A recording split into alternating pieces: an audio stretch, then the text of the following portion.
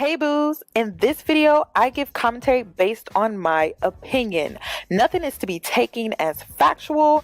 We are just here to have conversation. We don't expose and we don't sip tea on this channel. I'm giving you real talk straight, no chaser. Let's see if you can handle it.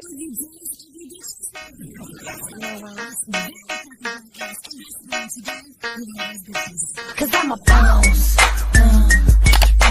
I haven't done anything for you to be proud of. Of course you have. You are marrying a man who can support you.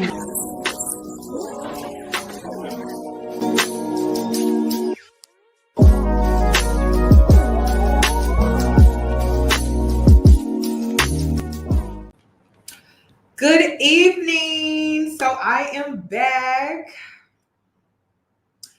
We are finishing up the story. I'm wrapping things up. I will be taking a small little trip here at the end of this month. So I'm trying to get this up and my love is blind. Unfortunately, I'm upset because the reunion comes out on Wednesday and my flight is at 8:45 p.m. on Wednesday. So I'm a little upset about that. So I guess when I do my Love is Blind, I'll just make predictions about what may be taking place during the reunion. Let me know. Thank you. Thank you so much. You know, I just put this together. Is it giving Black Girl in Paris? That's what we were going for. So let's go ahead and get into tonight's part 3. Who the F did I almost marry? We left off at the part where this man is a piece of work, y'all. This man really is a piece of work. So she got into the car accident and then she left off with saying he filed for custody, claiming that she kidnapped the kids. So let's just go ahead and get into this, okay? Because that's a mess. I didn't even know that's what she said the last time. I didn't even know that's what she said because I was so mad that I didn't even hear her. I didn't hear nothing she said. So I'm just like, wow, really? Does it ever stop? Okay, so let's get into it. By the way, I'm wearing my favorite famous lashes. They're in my Amazon store, style 20. They're my favorite. I wear these all the time. I get them from the beauty supply store. They are the Envy, Envy lashes. I just call them Envy lashes. They're the bomb, okay? These are the lashes that you need. These are in the style 20. But in my Amazon store, they're $5. That's way more expensive than if you were to find them. If you're lucky, if you were to find them in the beauty supply store for $2.99. Just a little FYI. And then also, what else? Oh, you can get I get 5 wears out of these. So even if you do pay the $5, you can still get your money's worth. But it's still cheaper at the beauty supply store. Okay, so let's go ahead and get into today's video. Listen, if y'all hear sirens, I live in Gotham City, if anyone is wondering, so you're going to hear sirens. You're going to hear sirens, okay? People are outside. They fighting crime, honey. Either they fighting crime or they creating crime. But it's Gotham City out here in Houston, all right? So if you hear the sirens, that ain't on me. All right, let's go ahead and get into this video. She kidnapped the kids, y'all. She kidnapped the kids. Married, NFL edition, part 31. So in the last part, Will has filed for custody and is accusing me of kidnapping. To be honest, I wasn't super worried about either. I know custody sounds kind of scary, but he had not established any. So it wasn't that he was trying to get the kids full time. And I was not worried about the kidnapping claim, never have been, because again, I have plenty of proof that he facilitated it and helped these kids stay down in Florida by shipping all of these things back and forth for the next school year. So in my opinion, I think Will thought he could force my hand in having to return to Missouri. And unfortunately, fate had dealt me a lucky hand. I knew y'all was gonna do that. I knew it was coming. I was like, oh gosh, but I'm like, you know what? It is what it is, because this is a mess. Let's keep going, because this is crazy. Remember my auto accident? Well, an insurance claim settlement had come in. I could now fight. And that's exactly what I did. I fought back. Ooh. I was able to secure a lawyer, one that I have to this day, because this case is still active. It's never been completed. Yes, from December 2020 to now. And I will get into all of that later. So Will came into town in late January for Liam's birthday, and again, tried to grope me. Not surprising. The next trip was kind of brokered between our attorneys, and it was over for spring break.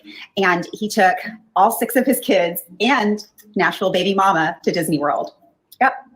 And that was for part of the week. And then the second part of the week, Ren came back to me, and he took Liam and the rest of his kids off to Panama City Beach. I'm just gonna throw it out here. Now, you know how the other baby mama was able to get that trip to Disney? You know why she was able to get that trip to Disney? She was able to get that trip to Disney because she was allowing that man into her bed. That's why she got that trip to Disney. I'm just saying, you know, that's what was really going on. That's why she was the one that got chosen to go to Disney. So I just wanted to throw that out there. I do think that's important. The most hysterical thing ever is Liam likes to take pictures on his iPad, and you never know what's going to crop up in these pictures. Never know. And so anyhow, after this trip, I just was scrolling through them, and up pops this picture. A mystery woman. So I asked Liam, hey, who is this? And he's like, oh, that's Dad's wife. What? They were kissing each other. Like, holy shit. Obviously, it was not his wife, but God love little Liam. That's how he was kind of processing it, seeing him just kiss this random person. And, you know, to have my kids in this kind of rotating stream of women was obviously pretty concerning for me at the time. Also, what made this extra bizarre is he sends me this text message. When I asked him if Leah made it safe to Panama City, at the time he called it Panama City, his response is so goofy to me. And I kind of cracked up over it. Cause it's like, dude, and come to find out he's got a whole other woman with him there. Like, just so goofy and crazy, but I'll get out the way. So basically he responds and says, yes, we just arrived and are getting settled. And then she responds, okay, great. When he has a chance, have him send me a Pokemon gift. I have some fun ones to send him he will love. And then he responds, I'm assuming you guys made it back as well. And then she responds, we go back tomorrow. And then he responds, okay, so a vacay weekend. And then she asks about Liam, how's he doing? And then he responds, he's good. We are grabbing some ice cream. And then she responds, I bet he's really happy about that. So around this time, I'm really contemplating where I want to even be. Do I want to move down to South Florida? Do I want to be back in Missouri? My kids really wanted to go back to Missouri because they love their schools, they love their friends. So they were really wanting to go back there. But obviously going back to Broke Down Palace was absolutely not going to happen. My mom found herself in a situation. It's so funny how she called his broke down. She called his house Broke Down Palace. Broke Down Palace. That sounds like she dealing with a black man. Let me just keep going. She called it Broke Down Palace. Are y'all hearing this woman? She said Broke Down Palace. Where she was deeply unhappy in her current situation. And so she said, you know what? I have nothing here really anymore. I just want to go ahead and move to Missouri with you. So that's exactly what happened. We got her house ready to sell, packed everything up, and moved it up to Missouri. And we ended up having to stay in like a short-term hotel for about 3 months while we found a house, and we found a perfect place for all of us. And it's been amazing. And Damn. I couldn't be more lucky in that kind of regard. That's a woman that got her piece back. That's a woman that got her piece back. I know a lot of people are like, what? Why is it so emotional? She got her piece back, y'all. When you get your piece back after you deal with a narc, it's just a breath of fresh air. It just, oh my gosh. You don't have to be stressed. You actually have a place where you can decompress, and you don't have to walk on eggshells, or you don't have to worry about somebody micromanaging you. Just you living your life daily. That's it. She got her piece back. But this is completely not the end of this story, because now I have to coordinate with Will to get my belongings that have been out at the farm. And yep, guessed it, another nightmare situation. So stay tuned. What the fuck did I almost marry? NFL edition, part 32. Before she gets into it, one thing that I do want to add is when you truly are dealing with the narc, getting your things back is hell. It's hell because it's like a bargaining chip. It's a way that they can further control them, and they'd be like, listen, this man is hanging on by a thread with the control that he's trying to get. And so he's tried to get back control by getting back in her bed. He's tried getting back control financially. He's been financially abusing her this entire time. He's tried getting back control by being just difficult with getting the kids' school supplies to them down in Florida during the middle of the pandemic. He's tried to get back control through the kids, and maybe even having like her react to the fact that there was another woman around and her knowing about it. So like trying to get emotional control by getting an emotional reaction out of her. So these are things that men or narcs, really, because a narc can be a woman as well, will use to get back control. And then if those things don't work, like I said, they will try to control how others view you by lying on you and like creating a smear campaign, or only telling half the truth and not the full truth, because it would actually make them look like the abuser. So just be careful about that. But yeah, like he's trying everything to get back control. So her getting her stuff, her kids' stuff, is going to be hell. And I do mean hell. Part 31 saw us heading back to St. Louis. My mom, myself, and the kids found a great home that fit everybody's needs absolutely perfectly. And now it was time to coordinate with Will to get our items from the farm and from Broke Down Palace. This was the beginning of yet another nightmare. Big surprise at this point, right? He refused to help other than what he said, putting things in the garage, and changed the date at the last minute. And all of this was a logistical nightmare. So again, you've got this farm. It has 3 houses where my stuff is dispersed between these 3 houses. 2 of the houses, my items were in the basement. One of those houses is the farm manager's house. And so some of like my kitchen stuff where he was using in his kitchen. And then Will's house, which was labeled like mod, some of my items were there as well. My vehicle is out at the farm, and then we have to get things there, head to Broke Down Palace, again, hour and a half away, and then load up there, and then head to my house, which is like 15, 20 minutes away. So finding a company who could do 2 locations and be able to load up my car as well was extremely difficult, especially on a short notice, and again, with a last minute date change. So here is an email that I had sent to Will, stating all of the issues that I was having, and he stood firm. Here is another email message between the 2 of us. He's going over. So during this time, again, it's the middle of the pandemic. Basically, this email is just talking about arranging her moving date and how she's having a hard time getting things booked and things like that. And so he responded saying, and the only reason why he's sending these lengthy emails is simply because he knows that he's trying to win in court. So this is his way of corresponding with her professionally to show the judge, I'm assuming, that, you know, hey, it's not me, I'm not the problem, like, basically. The date changing. He's also saying that I'm trying to get him to pay for this. I was not. There had been previous conversation about him physically moving things. I was not expecting him to pay, but look, Will's a big guy. He could have easily moved our items himself, but he was refusing on every level and refusing to not help other than having the kids with him. He was pinning everything on me and trying to make it as difficult as possible on me. He's also stating here that items purchased by him, but were my children's, like their beds, he was not giving back. In fact, he tried to say that the tires that he put on my vehicle were worth $1,000, and that if I paid him $1,000 for these tires, that he would then give me my son's bed. And we'll get into that in a minute because that is also another shit show. That's crazy. Okay, so here is a text message between Will and I. I was trying to see if the kids' winter coats were there at the house, and if so, could he give them to us because the temps were starting to drop. This was October of 2021, and he stated that he had packed up stuff months ago. This is important coming up.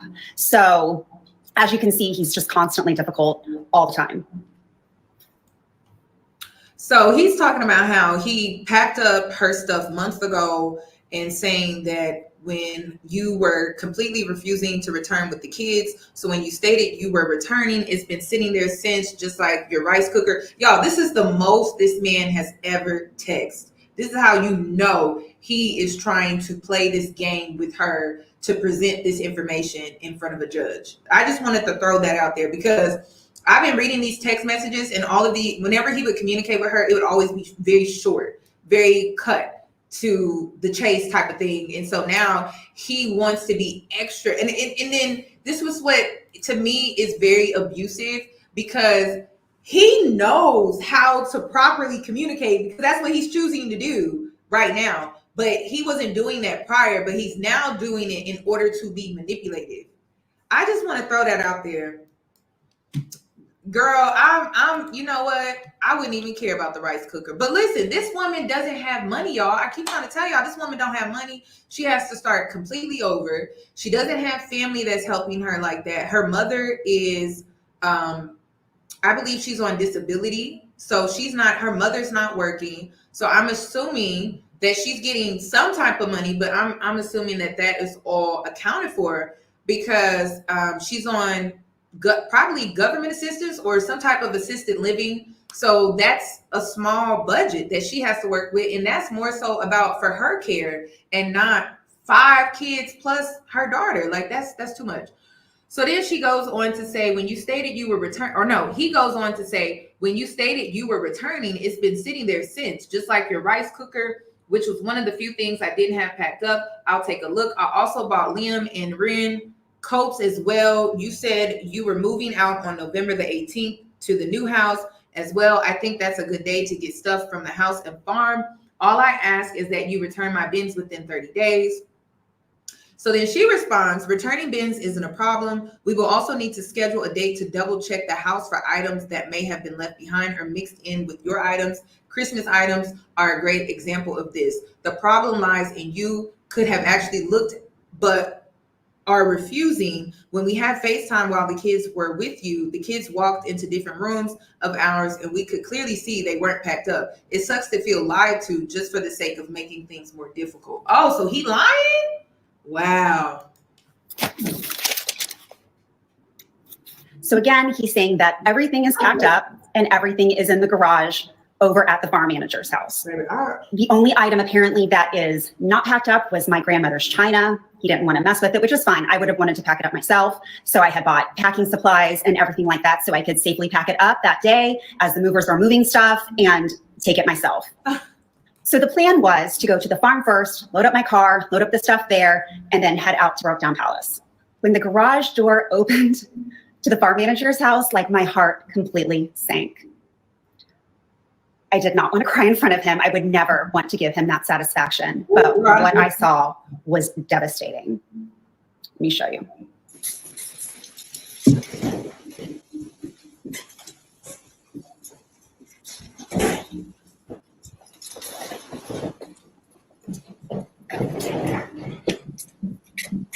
Almost everything that had been out there had been severely water damaged.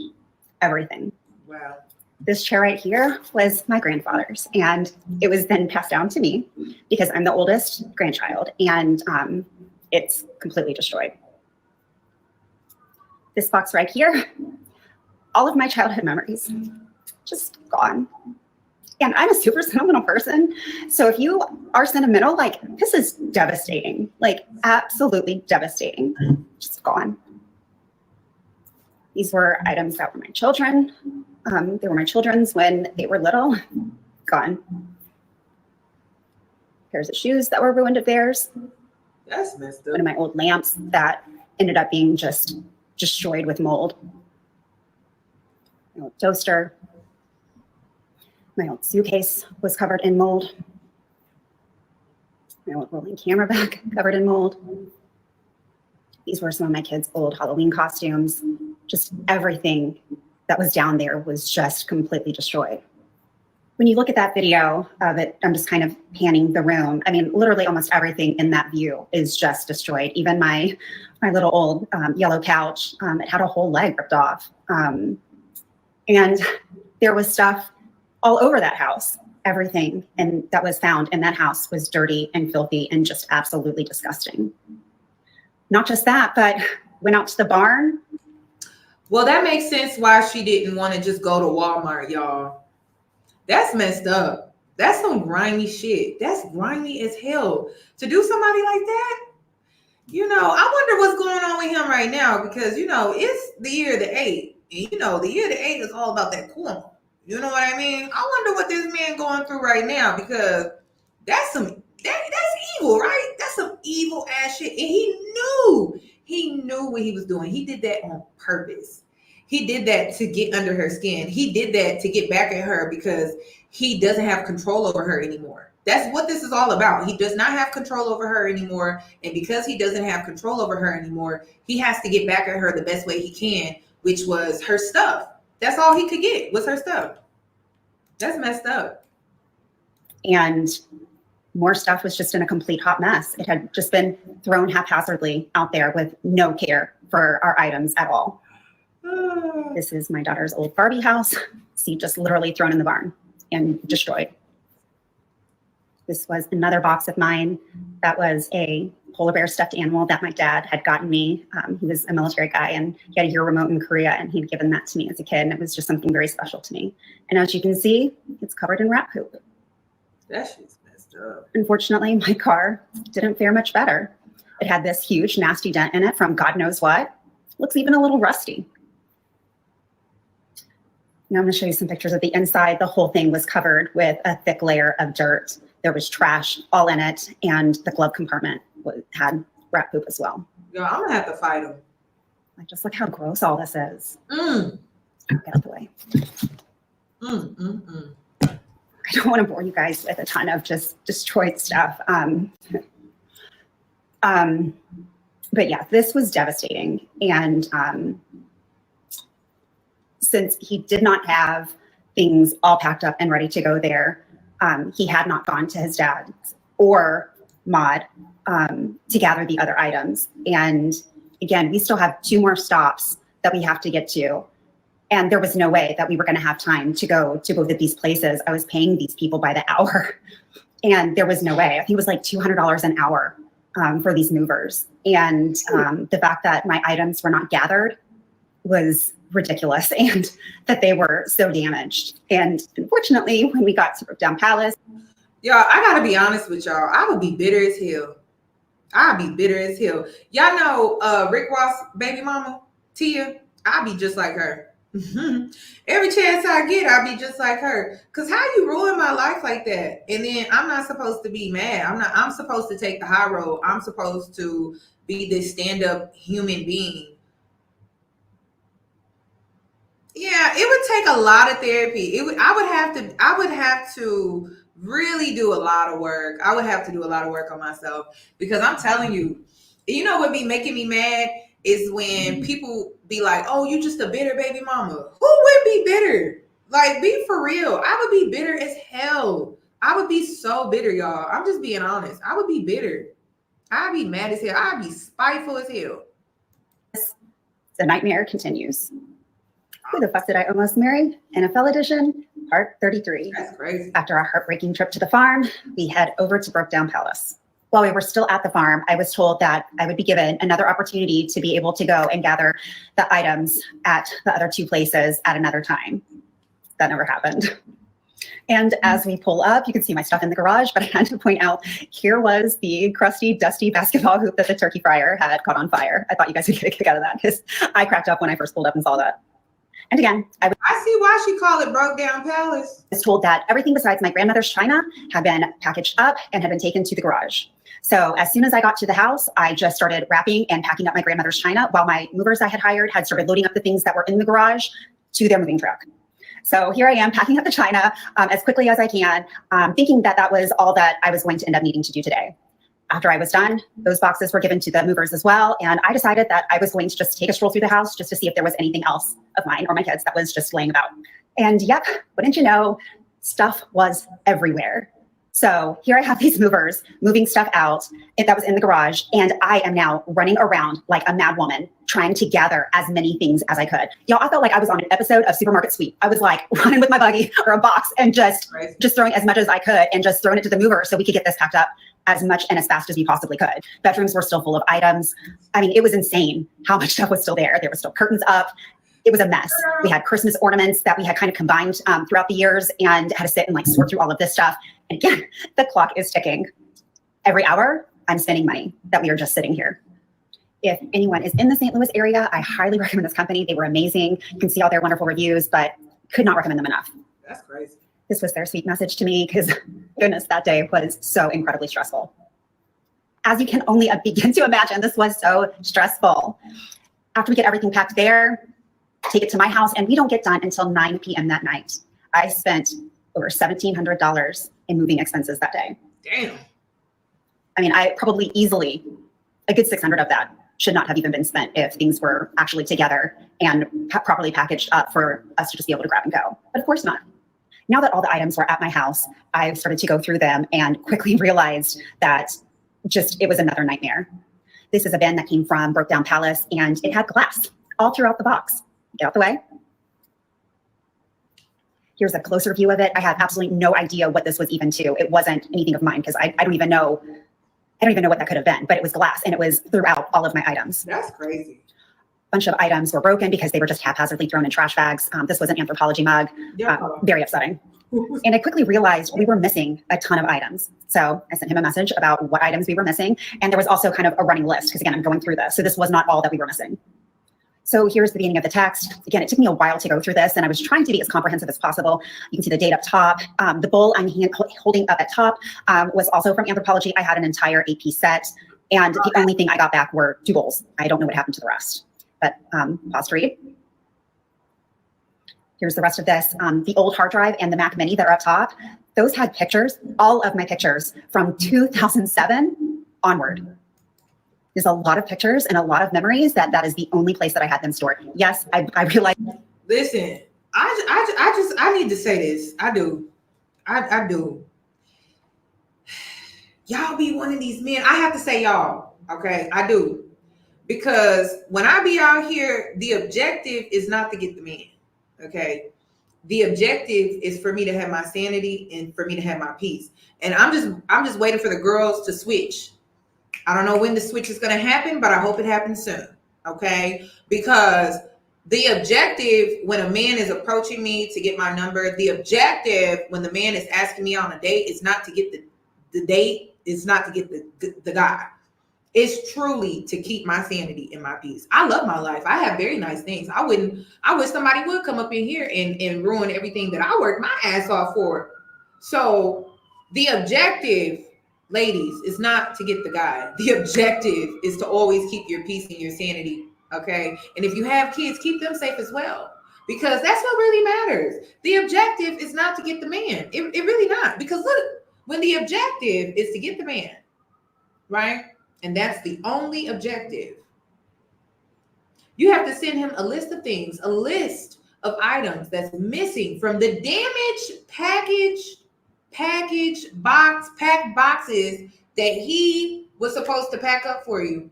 Because honestly, I think I wouldn't have had him touch my stuff. I would have just been like, you know what, let me come and pack up my stuff. But no, he packed it up and that's what he did. And then I wouldn't even be surprised if he did that out of just pure spite and evilness. And like everyone keeps saying, is she bitter? Is she bitter? Is he bitter? Is he bitter? Did y'all not see those photos? Is he bitter? That's what I want to know. Because it seemed like, and then, do y'all be noticing how these men can be bitter and mess up your stuff? But if a woman was to do the same thing, oh my God. So who's really bitter here? It seems like he's bitter. That's what it seems like. I don't think she's bitter. I think she's just trying to get her shit. This is crazy. In hindsight, that was probably not the smartest, but I thought that they were safe on my hard drive. Here's a conversation that we had while I was still in Florida, and he was telling me that he moved the computer upstairs. This was a big deal to me because that is where my computer, the Mac Mini, and my hard drive were all situated. So I was wanting to know where it had been moved. When we had gone into the house to get our items, that desk was nowhere to be found. I have no clue what happened to it. But pause to read. That's crazy. Here's another email about this. He was not really responding very well. Again, it was like pulling teeth trying to get responses, but pause to read. And she had a Mac. Okay. Well, okay, so he responds, well, I haven't gotten started in the garage as of yet, which I also need to head down to the farm and do another once over. And then she responds, certain items on that list should be inside your house, like my hard drive, my Mac Mini, and TV. Well, the only Mac Mini I have is my extremely old one. And then she responds, you gave me a Mac Mini when I lived in PC. You have several at the time. That Mac Mini has my photographs on it that are irreplaceable. Same with my old hard drive. They were both sitting together on the desk upstairs. And then she responds, the lack of empathy and inaction in looking for those items is really appalling. Like, you have until April 1st to deliver them to me. Further action will be taken from that point. And you know what I also need the girls to understand is that she, like, culturally there is a difference, and yes, you see the difference through her storytelling. What is the difference? The difference is she knows that she's entitled to her shit legally, and she knows that she's entitled to these things, and if he does not present those things, or if they are damaged, she can take him to court for that. Small claims court, or whatever the case may be. I know a lot of Black women are just like, oh, fuck it, I'll just go to Walmart and me and my kids will just start completely over. I get that, but she's like, no, I'm taking his ass to court because I'm getting my shit. You know what I mean? And I think that's the difference here. I don't know. I really don't know what to say. I mean, honestly, I feel like the money is being spent regardless, whether you fight this man in court for him to pay, and you have to pay the lawyer fees and things like that, or, you know, pay it up front and then get him to pay your lawyer fees because he is the reason that you're even having to do all of this, or just go to Walmart and get your stuff replaced. What would you do? That's what I want to know. What would you do? What would you do? Spend the money to fight in court or just go to Walmart? Maybe this is just a Black woman thing. I don't know, but I'm going to Walmart. I want to be done with this man. This man being a pain in my ass. Like, you know what I mean? Like, that's how I'm thinking. Like, listen, I don't want nothing to do with this man. I'm going to go to Walmart. Me and my kids, we just going to start over. I don't even know if I would even want to, and I know this sounds terrible, but it's like, you've gone through so much and your kids have gone through so much. This has all been so much. And sometimes I'm the type of person where I just want to drop it and just walk away. And just start over and just be done with it, because I'm one of those type of people. If it's just too much of a hassle, if it's just too much, I just want to start over. But what I also want to highlight to the women that are thinking like me, she's fighting. You know what I'm saying? Like, it's not that she just doesn't want to go to Walmart and start over. She's defending herself. She's standing up for herself. So that's what I think a lot of women are missing. It's not really the items. It's not even that he's damaged the items. It's the fact that she's actually fighting and she's standing up for herself. She's defending herself and she's defending her children, which was something that she wasn't able to do before because she was being financially abused. And so now that she's in a better place financially, she can correspond in this way by fighting him back. So I believe that is why she's responding in the way that she is. So it just depends on, you know, what your approach would be if you were ever in this situation. I don't feel like there's a right or wrong approach. I just feel like whatever you want to do, whatever you decide, you know, it's up to you. Here's another message. We're now in May 30th of 2022. Still trying to coordinate when I can get these items that were found at his place. So she's still trying to get items. I'm not going to get into the items because honestly, it doesn't even matter. You know, she's trying to get her stuff back. But he responds saying, sorry, just getting off the mower and showered. I have most everything in the garage that I have. I don't know what he means by that. Maybe that's a typo. But he says the clothes I have are really all purchases I have made other than the occasional pieces mixed in. So it will be a bit before there are any clothes that are outgrowing.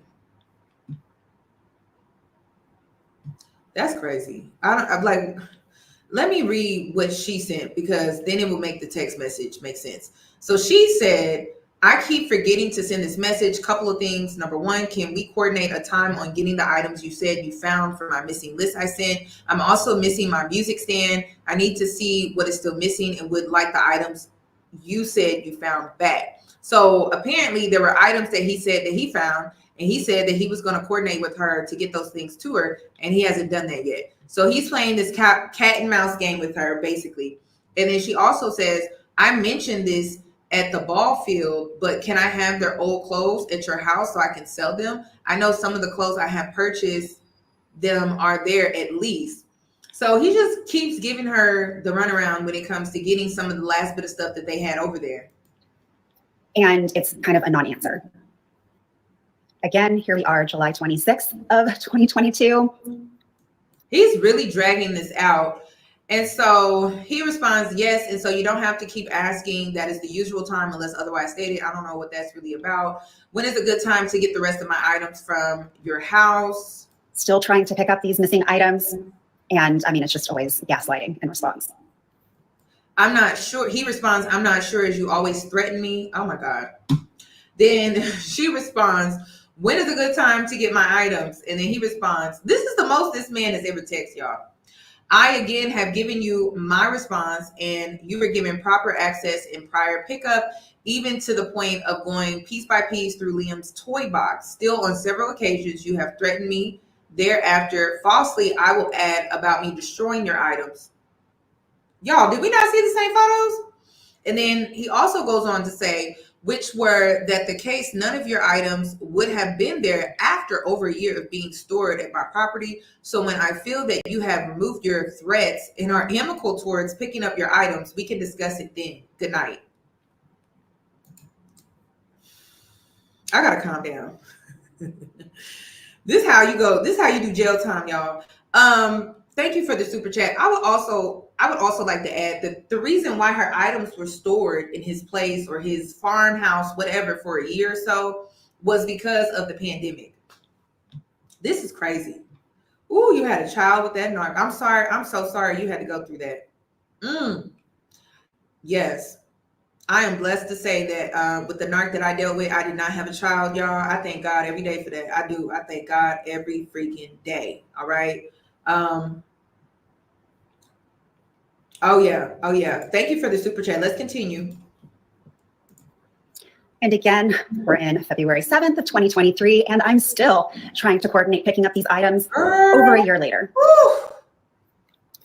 To this day, I have never gotten my hard drive or the Mac Mini back. He has withheld it this entire time. And there are other items that I have never gotten back. These are family heirlooms, huge mementos, things that I have purchased. I've never gotten back my Anthro plate set. I never got back the rest of my cup set. There are so many things.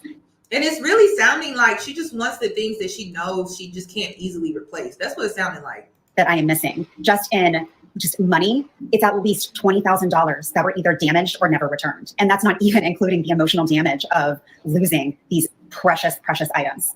As for my vehicle, those new tires that he said he spent $1,000 on, they were dry rotted. Took it in, and the technician said, these have literally looked like they had sat in water and they have dry rot all over them. Wasn't from my house. My house is on a sloped driveway. No way to sit in water in my driveway. So it's been one thing after another with this guy. He's just such a piece of work. In our next part, we're going to begin our financial discussion and how he is continuing to financially abuse me to this day. Who the fuck did I almost marry? NFL edition, part 34. Okay, so I had thought so many times on how I was going to do this section, and to be honest, I'm still not completely sure because it's a lot of info and I want to put it in bite-sized pieces and not overwhelm. So I'm just going to start this, and it's going to be at least 2 parts, possibly 3. We'll see how this goes.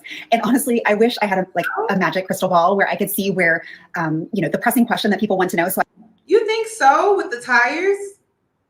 That's a little extreme, y'all. That's crazy. Listen. I just want to remind you all, when it comes to her story, and this is all about learning through her story, right? That red flag at the very beginning, I just want to highlight that, because y'all, I'm telling you, we shouldn't be past 3 parts. You know what I mean? Just being honest. We should not be past 3 parts when it comes to the story. We are going to reach part 42 to be exact. She could have ended it in part 3. You know what I mean? With this man, but she continued. Okay. Do not overlook those red flags in the very beginning. Those little red flags, and yes, they be so small. I can empathize with you and say, in the beginning, those red flags, they be just so small. They just be mini little red flags, but hell no. Do you not see how they can grow? You see how big they are today versus in the first 3 parts, they were just so minor, but they are huge now. Okay, like literally a big ass fat ass pimple on your ass. That's how big they have gotten. Okay, all right, so let's just make sure in the beginning, when those red flags, they just so small, they just so many, you don't overlook that, because what you're not thinking about is how they can grow. We can also use the example of Ashley from Love is Blind, how the red flags in the beginning with Tyler, they were just so small. I didn't feel like they were small. I always felt like they was big. But for some women on Facebook, on the Love is Blind spoilers, they felt like, oh, a sperm donor, kids, that's no big deal. That was a red flag, because I always wanted to ask Tyler, why would you feel the need to lie about that if it's just you're being a sperm donor? So those little red flags in the beginning that you feel are just so minor can grow, ladies. They can grow. I need you to understand that. So don't brush it to the side. Don't dismiss it. Like, I really need you to be like, wait a minute. Yoni said the little red flags can grow into extremely large ones where it can get out of hand. Okay. So let's not forget, because damn, from part 3 to what part are we on right now? I think this is part 34. They have just grown so much. So much. So I can already know how to address it before, you guys all want to know the same answer. So just bear with me. And if you guys do end up having a lot of the same questions, I might end up just making another video and just kind of briefly going over that. And as a huge side note, I won't be sharing all of the financial info I have. This is literally just an overview and an intro, because as of today, child support is still not situated. Yes, from a case that was filed in December of 2020. The financial abuse is extremely live and well. So I'm going to present the absolute BS that I have been dealing with in terms of financial. And I will say, Will must think I'm very stupid. And I don't know about you guys, but I often love being underestimated because they don't see what's coming. They don't see it. And so obviously I can only divulge so much, but I definitely just want to give a nice. I just want to add, y'all, that it's so easy to be underestimated by a narc because they think they're the smartest ones. Okay. They think they are smarter than everyone. And you can use that to your advantage. You can use that to your advantage. And how do you do that? You go ghost, you go silent. You don't say much. You don't give a reaction. You don't give your emotions. You don't give your feelings. You don't give your plans. You give nothing. You go silent. You go under the radar, okay? And because they really think that they're smarter than everyone, it's easy to outsmart them. Okay? It is. You can always get smarter. All right, ladies, you really can. All you have to do is just be more thorough, because men are lazy. I'm gonna just say I'm not saying men are stupid or men are not that smart, but they're lazy. That's why they hire us to be the assistants. All right, in society, we are always the assistant, or it's the gay man. Okay, shout out to the gay men that are out here. We know that you play that role sometimes as well, but Men typically are lazy. So how you can really beat them when it comes to situations like this is be thorough. Okay, because that's where his mishaps are always going to be. Because when you really look at it, men are lazy. Not saying they're not smart, but they are lazy. They have their mishaps. And a lot of times it's because they weren't thorough. And we are thorough. We are very thorough. That's all I'm going to say. Good overview so people can kind of understand some of the nuances and how frustrating this has been, and also the lies, because there have been some really insane lies to the point of perjury. And so, we'll be getting into all of this. So buckle up, because this is really wild. Custody was just finalized in April of this year after multiple attempts at trying to get it solved. So as you can imagine, I have the kids quite a bit, and it's certainly not a 50-50 split at this time. As I've mentioned briefly, Will has gotten remarried. He got remarried on my birthday this year. I'll go into that later. But he ended up moving out of state, which is kind of ironic in all of this, because here I moved back and he moved out. So the way that breaks down at this point is summers are split. It's supposed to be a 60-40 split in the summer, with him getting 60%, I get 40. But this summer, it ended up working out to be 55-45, where he gets 55% of the time.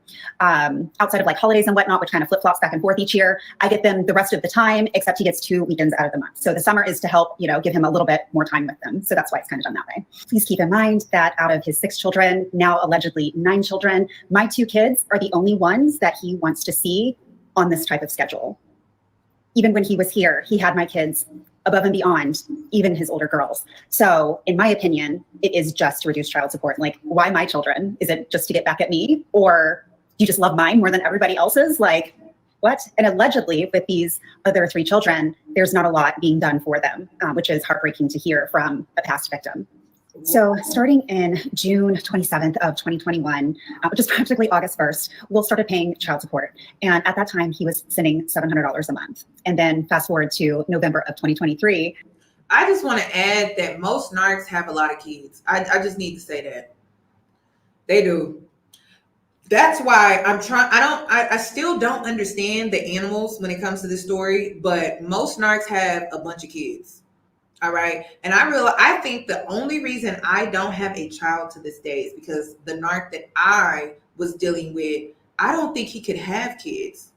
I really don't. I had pregnancy scares and things, but I don't think he could actually have kids, because I know for a fact that he should have other children outside of me. Just the way he moves and the way he does things, I'm just like, there's no way in hell you don't have kids. And he doesn't. He really does not have any kids. He has not fathered any kids. And I really think it's because his sperm don't work. I really think that, y'all.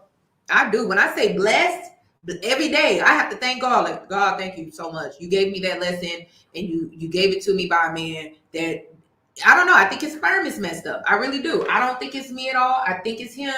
And I know for a fact that most narcs have a bunch of children. Okay.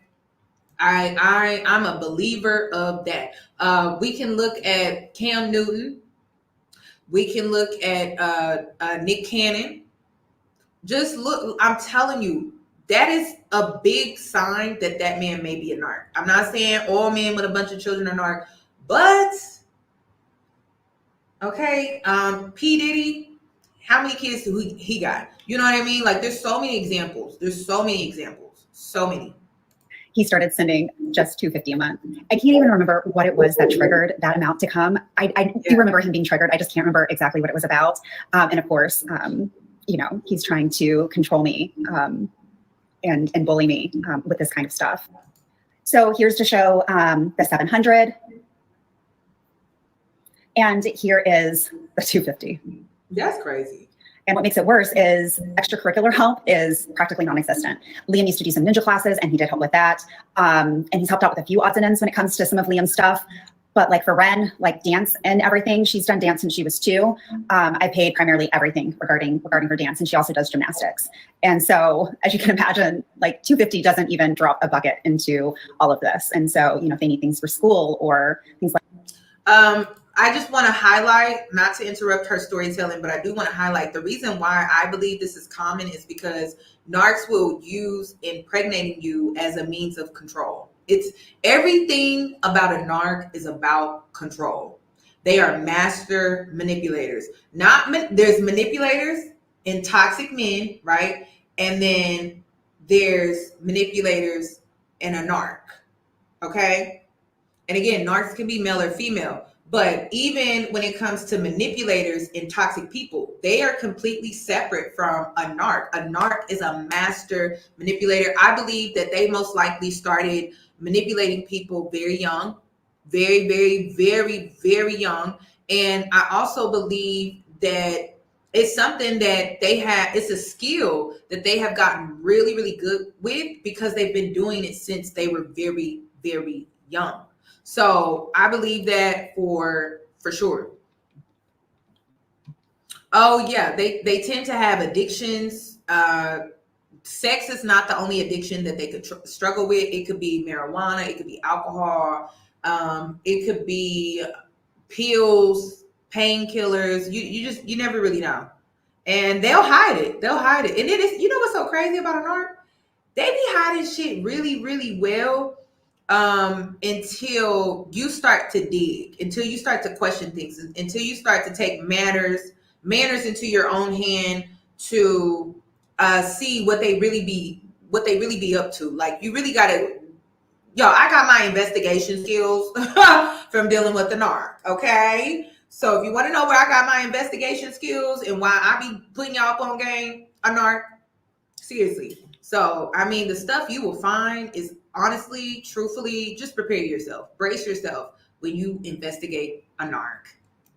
Like that, I mean, a good portion of that is my responsibility. Now, he did buy their school supplies for this year, but yeah, so not a lot of help with extracurriculars. And I want you to keep in mind, when his girls were little, they did like a ton of sports each. And so like Liam and Ren's extracurriculars have been on the light side compared to what has been done for the older three. That's crazy. So this is an example of small ways that he still continues to financially abuse. So Liam was in T-ball. Again, they have like one game a week for like 8 weeks, right? So I bought over $200 in equipment for Liam, and holy cow, is baseball equipment expensive.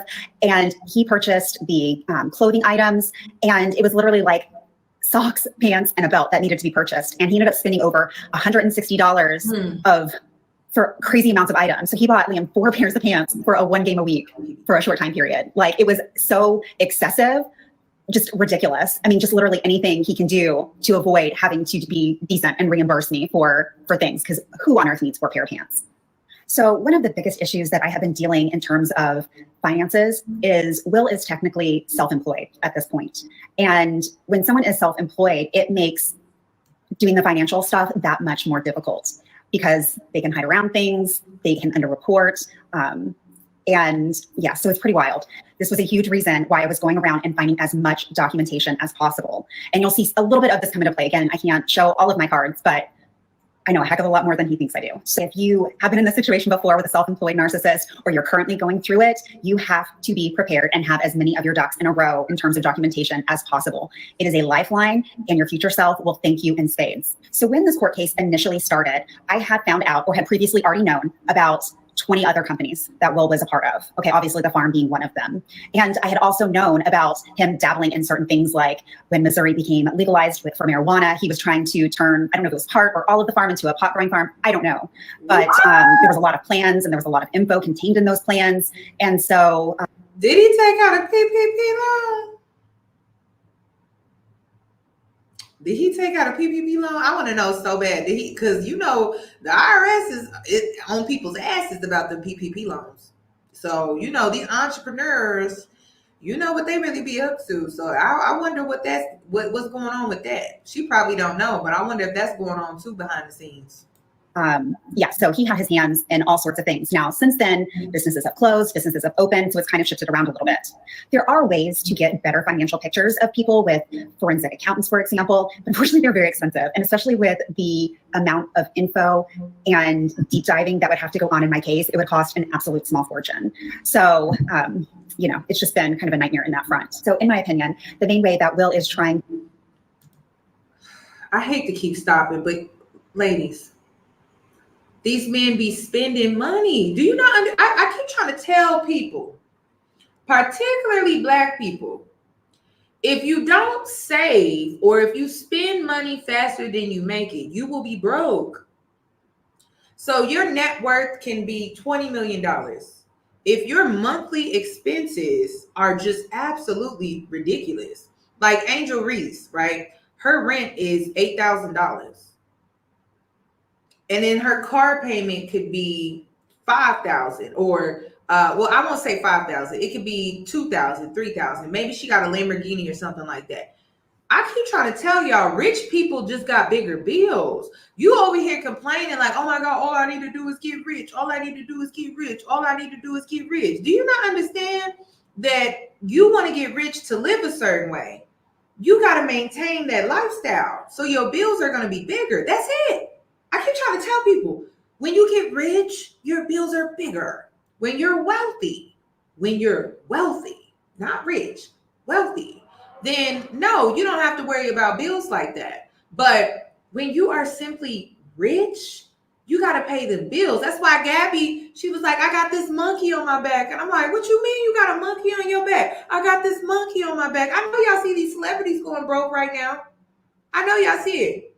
Okay, Safari out here creating a YouTube channel because he's seeing there's money to be made on YouTube. So he created a YouTube channel. Listen, the signs are there, y'all. I just need y'all to wake up. Come on, let's wake up. I know they tried to paint it. I believe they used glamour magic to paint it to make it seem like these celebrities really made it big, but really they didn't. Their bills are just bigger. That's it. Their mortgage is $10,000 a month. Okay. Your mortgage is, I don't know, it can range anywhere between $1,000 to maybe $3,000 a month.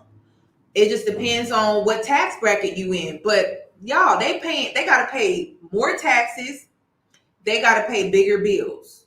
These celebrities and these NFL players, entertainers, they really don't got it like that. I'm sorry. And then y'all seeing the influencers, the IRS.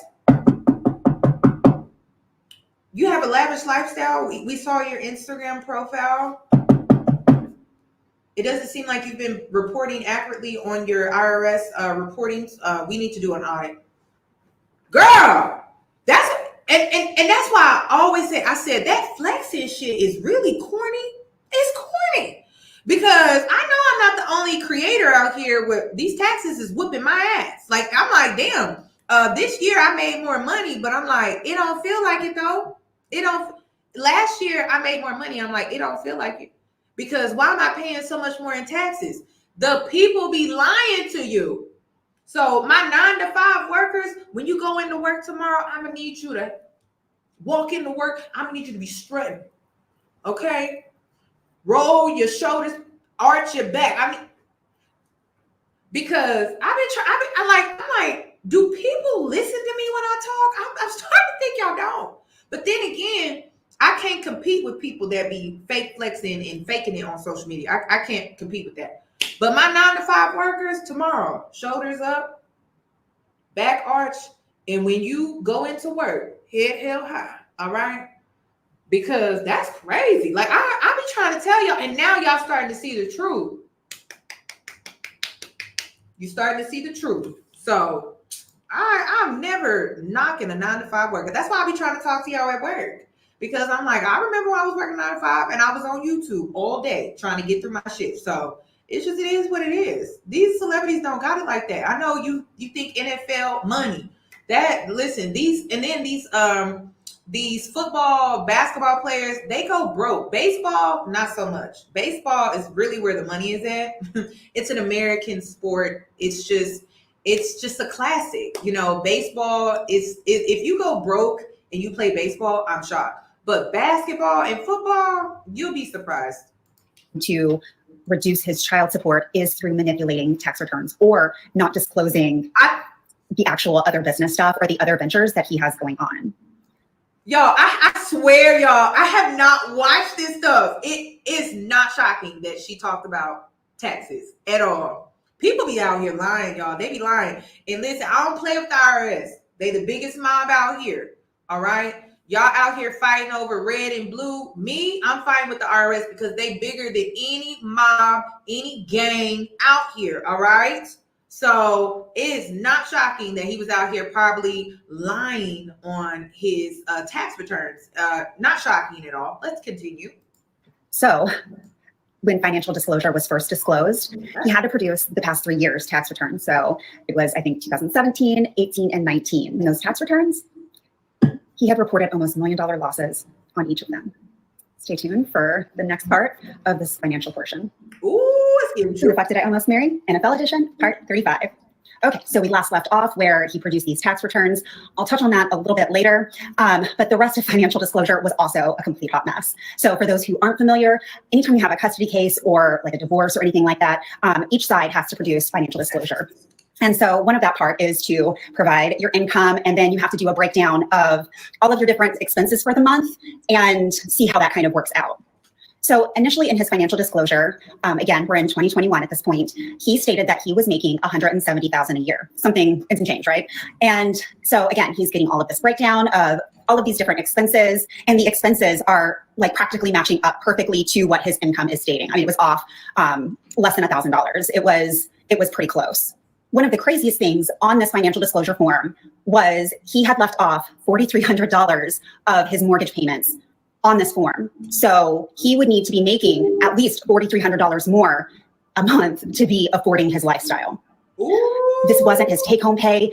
This also had his taxes, his health insurance, and those kinds of things already taken out. So to be off by $4,300 a month is quite staggering. So, and again, he's short by at least $4,300 a month just with the mortgage payments. So even the $175 was not matching up at all. Also, this was not including any vehicles. By this time, he had already purchased a brand new 12-passenger van. Yes, and had no payments on that vehicle and no car payments in general. I don't know what he was paying on car insurance. Let's hope he got it together for himself. He also stated that he was only spending $100 a month on home maintenance. I will have an entire part doing a comparison and contrast of what Broke Down Palace looked like when I left versus what it looked like after, because substantial amounts of money and work went into that place. It was absolutely not $100 a month. So child support based on the $175,000 put into our state calculator, and my attorney had said it should be $2,000. And I want to make this abundantly clear. I am not out here looking to take this man for all that he's worth, but I certainly want fairness. And I certainly want my child support calculated on actual numbers and not this financial nonsense crap that he's been trying to pull to where he's not properly funding the children that he should be paying for. That's great. So So sometime around mid-2021, we have a hearing before our judge, and I don't know if the hearing was exactly for child support, but my attorney was trying to get some kind of ball rolling for me. And we get into this hearing, and of course it's all virtual still. And remember when I said in part one, the cultural difference? I said most likely if a white male was to cheat on his wife and he has money, not an average Joe, but he has money, he would be willing to settle. This is dusty. I like, and that's why I don't know why the girls are triggered by her story. I really don't. I believe the girls are triggered when it comes to her story because she is a Caucasian woman. But what did she like? What did she win? What did she get? Because I'm telling you, she wouldn't have to go through nearly as much shit if she would have just stayed within her own community. I'm just being honest because this is ridiculous. This is absolutely ridiculous. This man probably he's lied so much. Even when it comes to the IRS, it doesn't even seem like he even got it like that. It seemed like he got a little bit, but it seems like he's only able to manage what he has, and that's it. That's probably why he got that beat up house and then buy a brand new home. He bought a fixer-upper and then canceled the contractors and didn't tell her about it because he couldn't afford the shit. That's why I be talking about. That's why this situation don't trigger me at all. The only parts that trigger me are the parts where she's seriously dealing with narcissistic abuse, and the psychological and emotional abuse that comes with that is very extensive. Like it's extreme. It is. But it's like her dating this man. I wouldn't want to be with this man. Absolutely not. Absolutely not. Not on my worst day. Not even if this man was the last man on earth. I don't give a damn he an NFL player. I be trying to tell y'all, them athletes go broke. You can always bank on that. They go broke fast. So I wouldn't even rely. his attorney is like, I'm sorry, Judge, but my client made $100,000 error on his income. Ooh. Yes. So he was now claiming $100,000 less in income, that he was now making like $77,000 a year. His mortgage payments alone were over $8,400 a year. I mean, clearly this did not go over well with the judge, and there was a bit of a chewing out period from him regarding this. That's crazy. Just astounding, absolutely astounding. So again, he then produced those 2017, 18, and 19 tax returns that showed $1 million losses. That's crazy. Yes.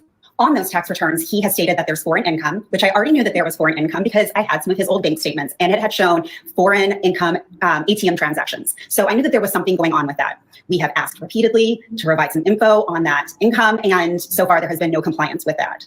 Also, on those tax returns, there are multiple businesses listed. This is just his private personal income.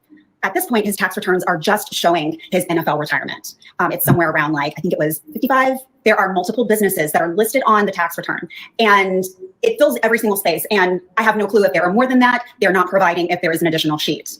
Again, we have asked for this information, and so far there has been no production of these additional tax returns. In the next part, I will be showing you. Baby, I think this man, I have a dusty feeling. I have a dusty feeling. I'm just saying, I have a dusty feeling that this man ain't got that money. Oh, it's giving Swindler. I have a dusty feeling that this man really don't got that. I can't tell. Either he don't got the money, but he trying to front like he still got it, right? Or he's committing fraud. It's hard to tell. Yes, it's giving dusty. And I be trying to tell you, the girls that be like, go after the athletes, baby, sprinkle, all right? You go after the athletes to have a good night out. You go after the athletes to have a good trip, have a good vacation, all right? You do not go after the athletes thinking that, oh, I'm going to have a long-lasting legacy. I've married into wealth. You are being delusional, sis. That is not sprinkle. All right. Athletes are just for a good time. That's it. They money is not as long as it really should be, in my opinion. But they are great for a good time. If you want to have a lovely trip, a good little shopping spree, great. But girl, marriage, that money is not as long as you think, y'all. I'm telling you, it's really not. It's really not. Just have fun, but don't get pregnant. And girl, that's all I got to say on that one. Guys, news articles that he has discussed, also some podcasts where he is talking and bragging about the different business ventures that he does. And again, I have never seen any documentation money-wise on any of it. This poor woman, y'all, she really thinks she made a man with some money. This man, listen, okay, so I've dated a few athletes. Sadly, I have. I dated a soccer player. They have money too. Okay, they do. I've also dated a football player. One thing I noticed about the football players, y'all, is that they present themselves based off of the glory days. They present themselves based off of when they were in their prime. They don't know how to let the glory days go. They're like the old heads in the club with the chains, the oversized jerseys, trying to live out they glory days when they're 40 and 50. They got the gut and everything. That is an athlete that used to have it like that. And I'm telling you, if you really want to get in, you want to get in with the athlete when he is in his prime. Okay? And I'm sorry, ladies, but you need to actually Google this. Quick little Google search. All right? A man's prime when it comes to professional sports is in his 20s. It's not in his 30s. So if he's hitting that 30, his prime is over with. You need to go ahead. That ain't it. I'm going to tell you right now. You need to get him when he's truly in his prime. Now, you have those special athletes like LeBron James, right? Beautiful moment, right? Son, father, beautiful, right? But that's LeBron, all right? Some of these players is post-wall, right? Yes, we can use their verbiage.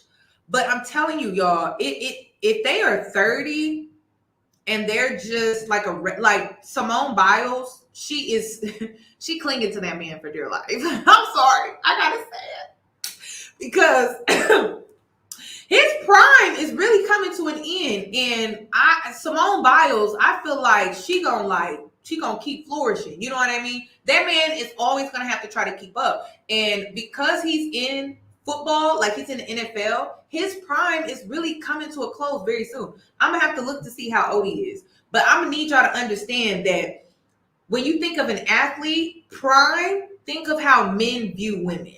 How about that? You know how they be like, oh, I'm trying to get her when she 25 and younger. That's what you need to be thinking. Why do you think, come on now, think about Brittany Renner.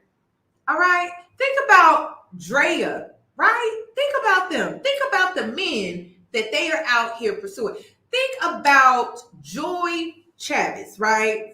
Do you think that they get some 30-year-old man? Hell no. They are getting the 20-something-year-olds because they're in their prime. It's just, y'all, ladies, we need to get it together. I don't talk about this type of stuff because, again, I really believe the athlete is just for fun and that's it. You do not take that man serious for so many reasons. They're going to cheat, all right? They're going to cheat. But another reason is because once their NFL checks stop coming and they don't have any endorsements, and they have bad spending habits, you have special athletes like Shaq. He has a really good investment portfolio. The reason why Shaq is doing so well is because of his investments. That's it. But if you're dealing with a dusty male that lucked up and got some money, and he made stupid financial choices and decisions when he was in his prime, when them NFL checks was coming in, he's going to go broke. That's why I'm like, I would never, ever take an athlete serious at all. And this information is for my gay subscribers, my gay male subscribers, and also just women in general. Listen, you get that man when he's 25 and younger, and then after that, it ain't looking too hot. I'm for real. Like their prime is really, really short. It's not what you think. LeBron is LeBron. There's not going to be that many like him. I'm sorry. Savannah, good investment, says. When we did ask for some kind of tax documents or anything to prove what this other business income was, he produced a sworn affidavit stating that Shiregate was his only active entity that he was a member/owner of. And he's absolutely perjured himself by producing that. Again, I know of multiple different businesses. I had submitted a list of all of these different businesses asking for tax return or certificate, something about its income. There were several on there that he had said that he'd never even heard of them. One of them being Extant Development Group. He's never heard of it? Hold on, we've got receipts. Oh, you mean this Extant Development Group that we're listed as a manager? Yeah. And here we got Andre Thompson. Oh, but hold on, we've got more information. Do you mean this Andre Thompson? Ironically, Will had sent me this screenshot. He was showing me how much my ex-husband was blowing up his phone, but he inadvertently sent me multiple of his business partners on this call as well. I swear girls are better than the FBI finding this stuff out and connecting the dots. And also, Andre Thompson is listed under one of his other businesses that has a farm address. Yeah.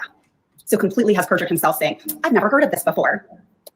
He's also claimed that he sold all of his stocks, even though none of the tax returns that we have received has shown any indication of that having done so. So if that has been done, I can't say if it has or not, but my lawyer and I have not been given any kind of documentation on that. He's also lied repeatedly throughout the years on what is up with his businesses, and I will get into some of that in the next part. So stay tuned because it's still getting even messier. Wait a minute. Because I just want to show y'all, I don't be lying to y'all. Okay. I don't promote the sprinkle lifestyle, but it don't mean I don't know what's going on. He's definitely committing fraud. Absolutely. We already know that. She's dealing with a dusty. Come on now. I have never met a narc that was not a scammer. I'm sorry. Do y'all know a narc that ain't a scammer? You let me know. Let me know when you find a narc that's not out here scamming. All right. They don't just scam you out of your vagina. Okay. Coochie crook is what we call them. Right. They don't do that. They scam. They have their whole life is a facade. Everything about them is a facade. That is a narc. And the reason is because they care so much about their image. So they're willing to do whatever, like scam, commit fraud, to put up a front like they got it a certain way when they don't. All right. So I wanted to show the girls, even though I don't be on here coaching y'all when it comes to sprinkle, it don't mean I don't know what I'm talking about. All right. Because I used to be young. It says the age at which an NFL player reaches their prime varies by position. Okay. So it will even do a breakdown, running backs, wide receivers. And if you don't think Drea, Joy, and Brittany wasn't out here looking at this stuff, they do. Okay, ladies, you got to study. All right. So depending on the position, but average speaking, it's between 20 and 30 years old. 20 and 30. All right. The reason why I say I used to be young, meaning I used to be infatuated with the athlete. I did. I used to be, until I realized, like, that ain't it. It really ain't. You have fun, have your fun, you keep it moving. But this is just me being honest with y'all. 20 to 30. That, and listen, in social terms, that's still young. Like when they retire, they're like 30 years old. They're not old at all by any means. But for an athlete, your prime is over with. Guess how old Jonathan Owens is? Guess how old Jonathan is? Jonathan is 29. His career is coming to an end. And Simone is only 27. She's only 27. And I'm sorry, because Simone is such a great athlete, she's going to perform probably like LeBron. LeBron is like, I don't know how old LeBron is. I'm going to have to see how old he is. I'm pretty sure LeBron is probably more so in his close to 40s. I'm pretty sure. But I'm telling you, we just basing it off of being a professional athlete, and we're basing it off of the social hierarchy, age requirement that people like to create when it comes to people hitting walls and things like that. But they never talk about men hit the wall too, especially when it comes to professional sports. All right. So, but again, moral of the story when it comes to this woman's story, I've never met a narc that wasn't scamming. I'm sorry. I never met a narc that was not a scammer. All right. They lie about their lifestyle. That is just what they do. Who the fuck did I almost marry? NFL edition, part 36. I've shared a little bit about his finances and some of the uphill battles that I have been struggling with and have still been financially abused by to this day. So there's the flip side of this, which is the public facing side, because what Will tells the public is a very different situation to what he is privately telling me and trying to further financially abuse me with. So we're going to break some of this down and sharing a little bit more of what's really going on behind the scenes, or at least what is being told to me. So let's start. So I mentioned before, Will did a TED Talk, and he is talking about his success in his farm and whatnot. And we've gone a little bit into that so far, and I'll touch on it a little bit more later because this is a common theme of the success of the farm. This is an article from the NFL player engagement website. But did y'all see how long ago that was? That was like 8 years ago. I'm telling you, this is a fraudulent, dusty, he washed up. I'm being honest. He's a washed up athlete, all right? That TED Talk was 8 years ago. And then this was in 2011. Oh, no, y'all. And then he retired in 2013. Y'all, this man is broke. I'm sorry. And I'll duck out of the way and you guys can read it in just a minute, but he basically is talking about the farm being a getaway and that it's also a profit-making business. This particular article didn't have a date on it, but it has to be at least from 2017 because he discusses his job at Merrill Lynch. Oh, okay. Will went on this podcast on March 27th of 2020. And I wasn't sure what copyright laws were with screen recording a podcast. So I'm going to go over a summary of the different things that he starts to discuss in this podcast, and we'll discuss. So if you do check out that podcast, the info I'm discussing starts around the 49-minute mark if you're just wanting to hear these things out of his own mouth. So obviously he's talking about Shiregate Farm, where his farm is, and discusses various ways that he sells his meat. That is not a joke.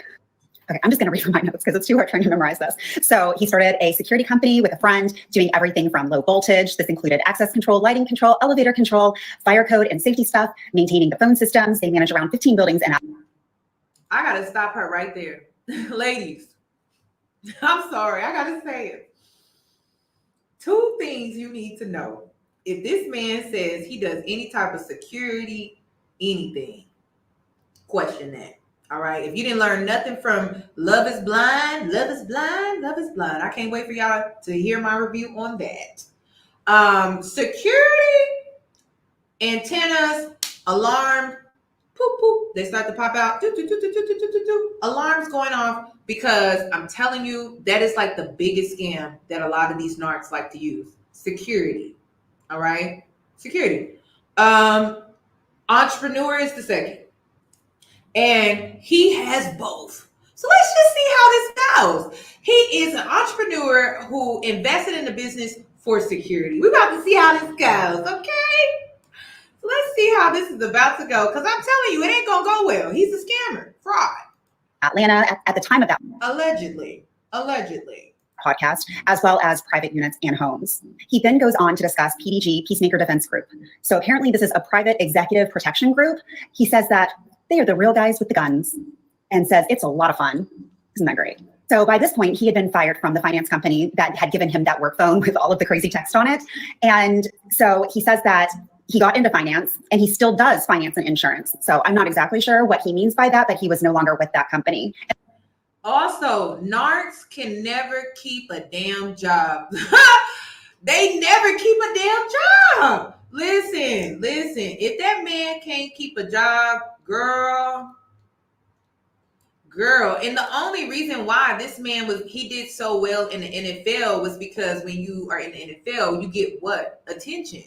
You get attention. People give you so much praise, right? But if you're on a job and you're not doing your task in the way that maybe you need to, maybe he was getting bad reviews when it comes to his business or whatever like that. Or the financial company that he was working with, he actually has to live up to his task and his skills. And I'm pretty sure he'll probably have like quarterly, halfway through the year, and then like the fourth quarter, end of the year. If it's not looking good, then they will fire him. And that's what I'm saying. Like, y'all, I'm telling you, narcs never keep a damn job. That's why having kids by them is truly the worst thing ever. I'm sorry. Like, if you had a baby by a narc, I am truly sorry. And then he goes on to discuss the multitude of boards that he serves on. We've got Matthew Dickey board. We've got the Newmark Foundation, Boys and Girls Club. We've got Greener World. And the XFL board. Apparently he discusses having a hand in bringing the XFL, kind of a tongue twister, to St. Louis. So in November of 2021, Will is awarded a prestigious award. This was the first time apparently they had ever given out these Arch Awards, and it was for outstanding business leadership. Yeah. And here is the bio that was given in regards to him winning the Arch Award. Let me get out the way, y'all can pause to read. And here is more information on some of his Arch Award interviews. And here he had formed a doggy daycare with Dan Morgan. Apparently there's a lot of ventures with Dan Morgan. But anyhow, he says here he did very well there, learned a lot of lessons along the way. And then he goes on to discuss his farm and some of the other things that he's done. Can you get out the way? Pause to read. This man just be lying. That's all he be. I'm not reading a lot. So apparently on March 24th, 2022, he went on the Too Tall Sports podcast. You can see great insight from an extremely successful 12-year NFL player, entrepreneur, and farmer. So again, I don't know what the legalities of screen recording podcasts are and copyright, so we're going to go back to my notes and I'll let you guys know what was said. So at the 1 hour, 8 minute mark, he discusses the farm. So, and then at the very beginning, around the 4 minute mark, he's talking about his 3 older girls playing volleyball. He talks about their extensive club volleyball schedule. All 3 older girls played extreme club volleyball. And he was talking about in like the next couple of weeks, he was going to like 3 different cities and how extensive this was. He said, quote, how to make a rich dad poor, make him a volleyball dad. I don't know. And again, we're going to touch on all of these little things. And on February 3rd, 2023, he does a Panthers.com article. You get out the way, you can pause to read. So it says here, he's talking about some of his different business ventures that, again, we're talking about the low voltage business in Atlanta. He has development projects. He's working with former teammates, and he's involved with an aluminum can company. Isn't this new? And it's on track to produce. Y'all, I'm telling you. I've dealt with the narc, y'all. Listen, all these interviews, I'm telling you, y'all, this man ain't being honest. I have never met a narc that was not a scammer. All right. And scamming is not what you think. It's not where you out in the street and you using other people's credit cards and you making purchases and things like that. Scamming is when you are putting up this front like you're this stand-up businessman, right? But you're really not. You're really not. And you're living based off of your glory days. You're able to use the image. You're able to present yourself, and people will use good faith based off of your glory days. That was 11 years ago. I'm telling you, a lot of these athletes go broke. They do. They do. I'm telling you. Is 600 million cans in its second full year of operation. Right. And he's laying out plans for a procurement facility. Would it be nice if we had some income tax info on all of these businesses? Ooh. And shocker, we have an article who's actually claiming my children publicly here. It's a small miracle. He goes on to say this. I'll get out the way. Pause to read. And this. Again, pause to read. You keep talking about this damn farm. And again, and we also go into some of the volleyball stuff below. Again, pause to read. Will has also done these informative, I guess, videos for colleges and sports teams. This one kind of cracked me up. Dangers of sexting. Hello. And anyhow, I've never seen any income on tax returns related to these. It's SM2 and also NHL. And he's still listed as part of the team on both of those websites. Y'all, this man, he remind me of Mike from Diary of a Mad Black Woman. That's who he remind me of. Look at his milk dud head. That's a mess. Milk dud. That's crazy. You know, this is really just unacceptable. And you see how he tries to present himself. Look at his collared shirt. It's y'all, I just nope. Absolutely not. I see right through this man. Look at his milk dud head. Sides.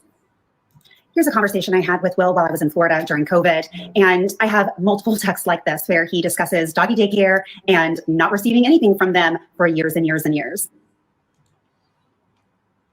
So she goes, Will, I'm not stupid. You have multiple streams of income. She thinks coming in as well as stocks. I'm not going to argue though. I'm just tired of constantly being put in crappy situations by your inaction to do things. I am coming to you first before having to take actual action.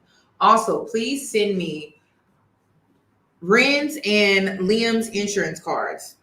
So then he goes, Tori, my stocks I sold, but I guess you forget about several years back when I said, look, we are spending more than I'm returning. I told y'all, I be trying to tell.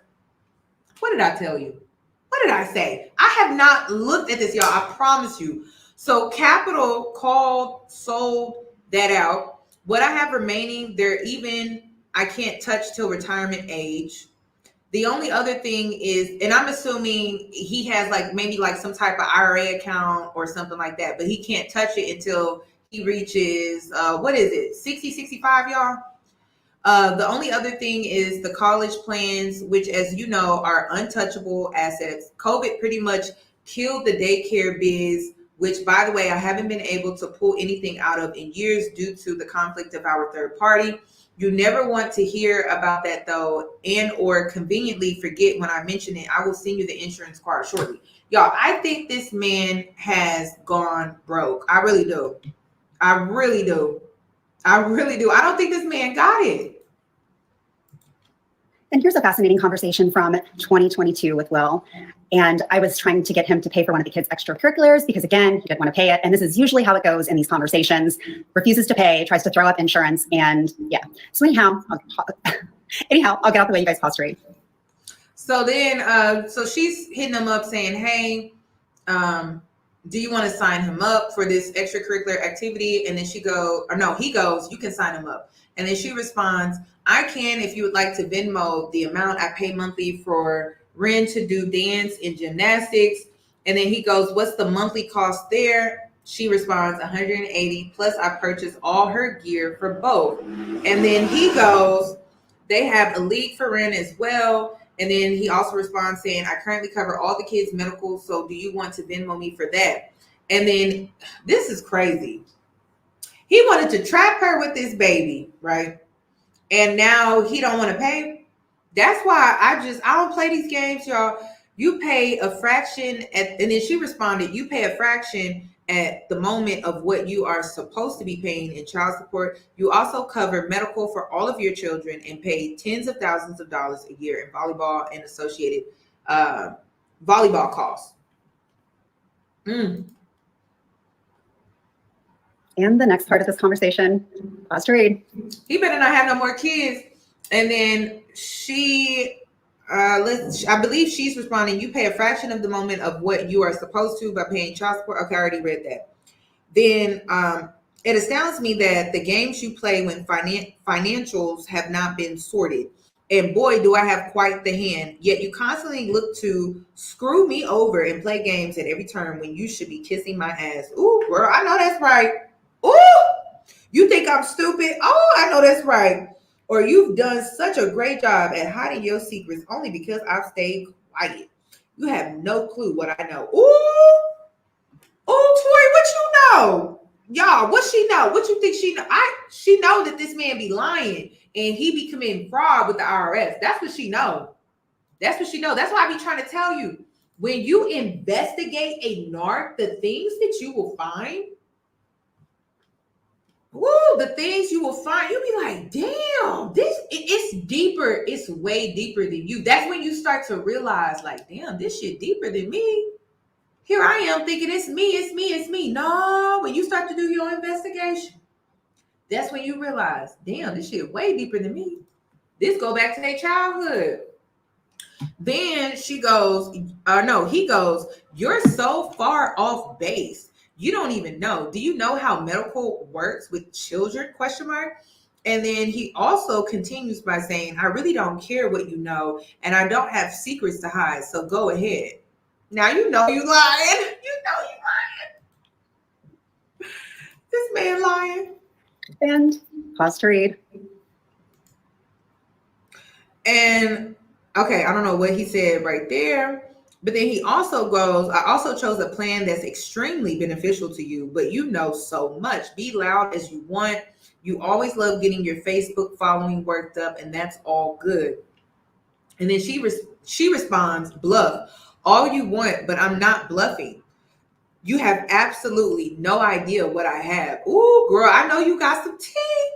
And then he responds, don't care. The only thing you want is money. And then she responds, I only want what is owed to me. I'm assuming that's what she was trying to say. So he said, go for it. And so I did. Ooh. Anyhow, volleyball is obviously a really expensive sport to anybody who has done club volleyball. There's a ton of out-of-town games. Just the airfare and travel alone is exorbitant. And on his most recent living expense breakdown, he is claiming he's only paying $100 in extracurriculars, and there's just no way. And again, he said repeatedly that it's so expensive. Also, the farm's gross income in 2022, just a little over 11,000. So I don't know what he's telling University of Georgia. I think the only reason why he put so much money into the volleyball is to save face. Like, he does it because it makes him look a certain way. It makes him look like he's a great father. And then he has these amazing daughters that are doing really well in volleyball. Like, I really think it's just a facade. It just helps him keep up his image. It helps him keep up his appearance when it comes to him looking a certain way. Because that's all narcs, listen, all narcs care about is looking a certain way to others. Everything about them is a lie. All they care about is presenting themselves to look a certain way, and that's it. I swear, y'all, the rest is a scam. The rest is fraud. Don't believe nothing they say. Georgia or these other people, I don't know who he's lying to. Is he lying to the public, or is he lying to me to avoid paying child support? But stay tuned. We have 4 more parts to go. Baby, he lying to the public. He not lying to you. He lying to the public, and she know. She look at her. Y'all see the grin on her face? She know this man been lying to the public. She know. She got some. Listen, okay. So she's fighting back, right? She's fighting back, and she finally found some wiggle room. She got some ammo, y'all. That's why. It's like, oh, so you've been lying. You've been lying to the public. You've been lying in these interviews. You've been lying. You've been finessing these people. And then, do you really think he survived the pandemic? I don't think for one sec he survived. But let's see what she has to say, because I have no idea. Who the fuck did I almost marry? NFL edition, part 37. In this part, I wanted to go over Broke Down Palace and show you guys what it looked like while I was still living there, and then what it looked like when he listed the house for sale. So after he got married in January, again, on my birthday, he ended up moving out of town. And so he sold his house earlier this year. I can't remember the exact date. And obviously, I'm going to show you guys the listing pictures. And so he has tried to say that he has only spent $100 a month in home repair. So I'll let you guys be the He sold the house? That sounds like somebody that needs some cash. judge of that when we're done. But first things first, let me show you guys what the house was purchased for and a ballpark of what it actually sold for earlier this year. So this was taken from Zillow. You can see it was purchased for somewhere around $510,000 back in 2017 when we purchased it. And then it looks like it sold for well over 1.1 million. Even if it sold for like $1 million, I mean, it practically doubled in price. So I love to know that my work poured into this place with no return on my end. But damn, that is so foul. That is so messed up. But I'm starting to understand why he bought this fixer-upper. It sounds like this is a man that needs money, ladies. It sounds like this is a man that needs some cash. let's show you guys what the before and after of these rooms look like now. Here are all of those cabinets I painted. I don't know what on earth happened to the doors above the stove. No clue. It cracks me up. This table that's out in front, not my table. I never picked it out, but how close do those chairs look like Adam Levine's shirt in that one Super Bowl? Like totally identical match. It's tacky. He did replace the cabinet in the kitchen. This is what it looked like before. It was a double oven, and he sat it on top of the existing cabinetry that was already there. And this made it so high, you had to have a step stool to grab things out of the stove or the oven. Let me see if there's a picture that shows what it now looked like. So here you can see where that white block is. He obviously replaced the old cabinetry and put in a whole new unit. And again, this was done after I had left. So this is what the big unfinished primary space ended up looking like. This was his bedroom at this point. You can see, like I said, dude was messy. So you'll see that on this left-hand side, there is a dresser. And yeah, so he ends up replacing it. Let me grab that picture.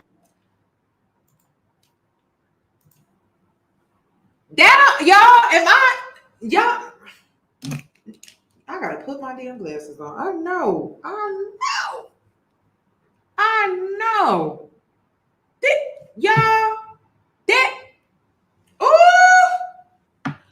I'ma tell you right now, that man ain't got no damn money. This giving broke, y'all. This giving broke. Okay, it ain't giving. And listen, I need y'all to understand that when a man, yes, his income may be higher, but if he is not financially smart, if he does not manage his financial situation well, it can get broke in a mansion. It can get broke. This is giving Devontae in the hood. This is giving Devontae in the hood part 2.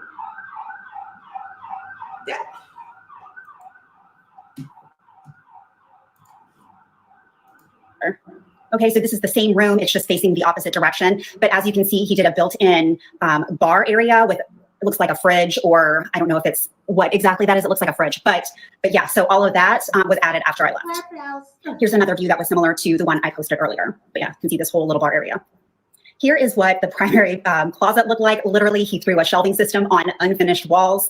I'm going to attach a video that shows kind of a panning shot of what it looked like. But this is exactly what it looked like when I left. Typical.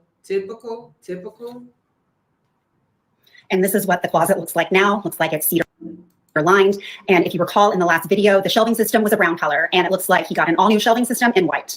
So I would imagine this was pretty expensive to renovate and redo. This is what the bathroom in the primary looked like. As you can see, it looks like it was like a wood look floor. And obviously this was completely not done at all. This is the same view now. Let me get myself out of the way so you guys can see better. It looks like he had pulled up the previous flooring that had been laid down, and looks like put down like a gray wood look tile. I'm not exactly sure if that's the case, but as you can see, the additions done to this have been expensive and extensive. Let me pull up more from this bathroom. I'm sorry, y'all, but this man supposed to have money, right? These renovations they're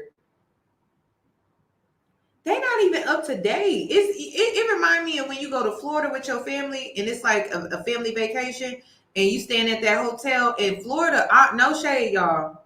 Don't come at me sideways, but Y'all know what them Florida resorts be looking like. They be outdated. They do. Okay, it's the tacky couch, it's the tacky comforter print. That's what this is giving. This is not giving, oh, I got money. It's giving Florida family vacation when they got the tacky tropical prints and stuff everywhere.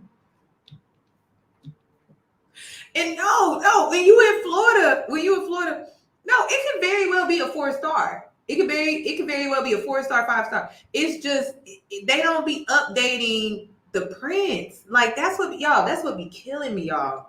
I like Florida. Sometimes I just be like, this is tacky. This is really tacky. But that's what it's giving. Like a beach house. Yeah, like that's what it's giving. That's why I'm like, he just no, he really didn't like this woman. And then he basically he didn't really hire her, but like he brought her on to put her to work. She was his employee without pay. I'm convinced. Here's a different view. Obviously added a double vanity, and around behind where the tub is on the other side, he added a laundry. Let me grab that one. And here this is the other side behind the tub. So again, very extensive. Okay. Here's another view of this. One door is the toilet, and then straight ahead is where that cedar lined closet was. This was not done at all. There was actually just like a hole knocked in this wall. This used to be the old original primary closet, and it was redone to be like a little like study room for the kids. But when I was still there, it was still an actual closet, and the sliding door, the barn door, is a new addition. So if you recall, I had stated previously that my bedroom was on the main floor and there was not a full bath down there. So this is a big closet that was directly from behind where my room was. And so he converted this into a completely full bath. This was not here when I was there. Here's a closer look at the shower in this bathroom and the opposite view. And so that side door would be going into the room that I used to stay in. Okay, so moving now to the basement. That was the best looking. That was probably the best looking part of the home was that bathroom, y'all. I'm sorry. It looked like they put a lot of work into that closet that they turned into a bathroom. It looks brand new. It looks good. I'll give them that. But the other areas. When I was there was no flooring in the basement. The basement, other than this room was made along with a storage unit that's right next to it. Those were the only 2 rooms down there. Again, no flooring though. So let's go to the rest of this and see what the basement now looks like. So this is a view kind of walking out from that music room, looking out into this room. And this is a really big room. It doesn't look that big in this picture, but it's a big room. There was no ceiling. That was all done there. I mean, it wasn't painted. It wasn't floored. All of this is redone. Okay, that looked decent. Here's another view of this room. That left door is the storage area, and then the right door is to the music room. So this is on the other side of the stairs down in the basement. Right into the door straight ahead was supposed to be like a craft room. I don't know if it was being built as a storage room. I don't know at this point. But yeah, again, this is completely unfinished when I was there. Here is another view of the last room looking outwards, and that wall right there is the stairs going up. He also added an entire whole bath down there. See, that looks nice. Yeah, lots of expense. Nice.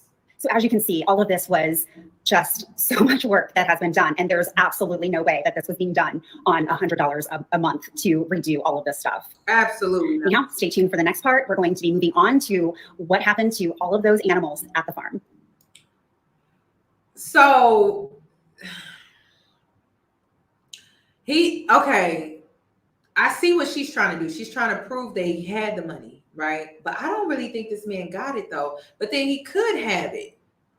I could see how she's kind of like going back and forth. I mean, he may not have it, but then he may have it, but then he may not have it, but then he may have it, but then he may not.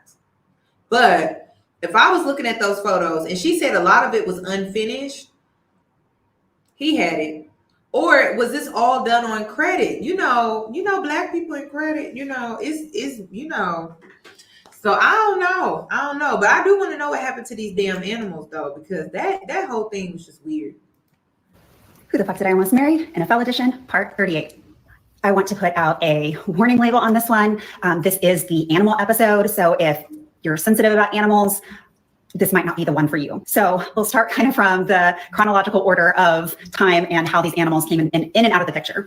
So we will start with Hendrix. Hendrix was a dog that Will had when we started our relationship. Hendrix was a boorball. So let me pull up a picture. I didn't take any pictures of Hendrix because again, I didn't like him. He made me uncomfortable. He would growl at me like I was clear across the room.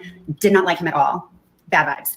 So here's a picture I found just doing a quick search online. Hendrix looked a lot like this guy. As you can see, they're like pit bulls on steroids. So just to give a little recap, because we've been through a lot of parts at this point. At 4th of July in 2014, we were all, I think it was even the very first night that we were there. Like, it was unreal. The very first night, everybody is, having fun and whatnot. And this girl, she'd gotten her back against a wall and kind of slid down the wall to like a seated position. And Hendrix was right there. And he bit her face and she had to have emergency plastic surgery. And she ended up allegedly getting an $800,000 lawsuit from Will.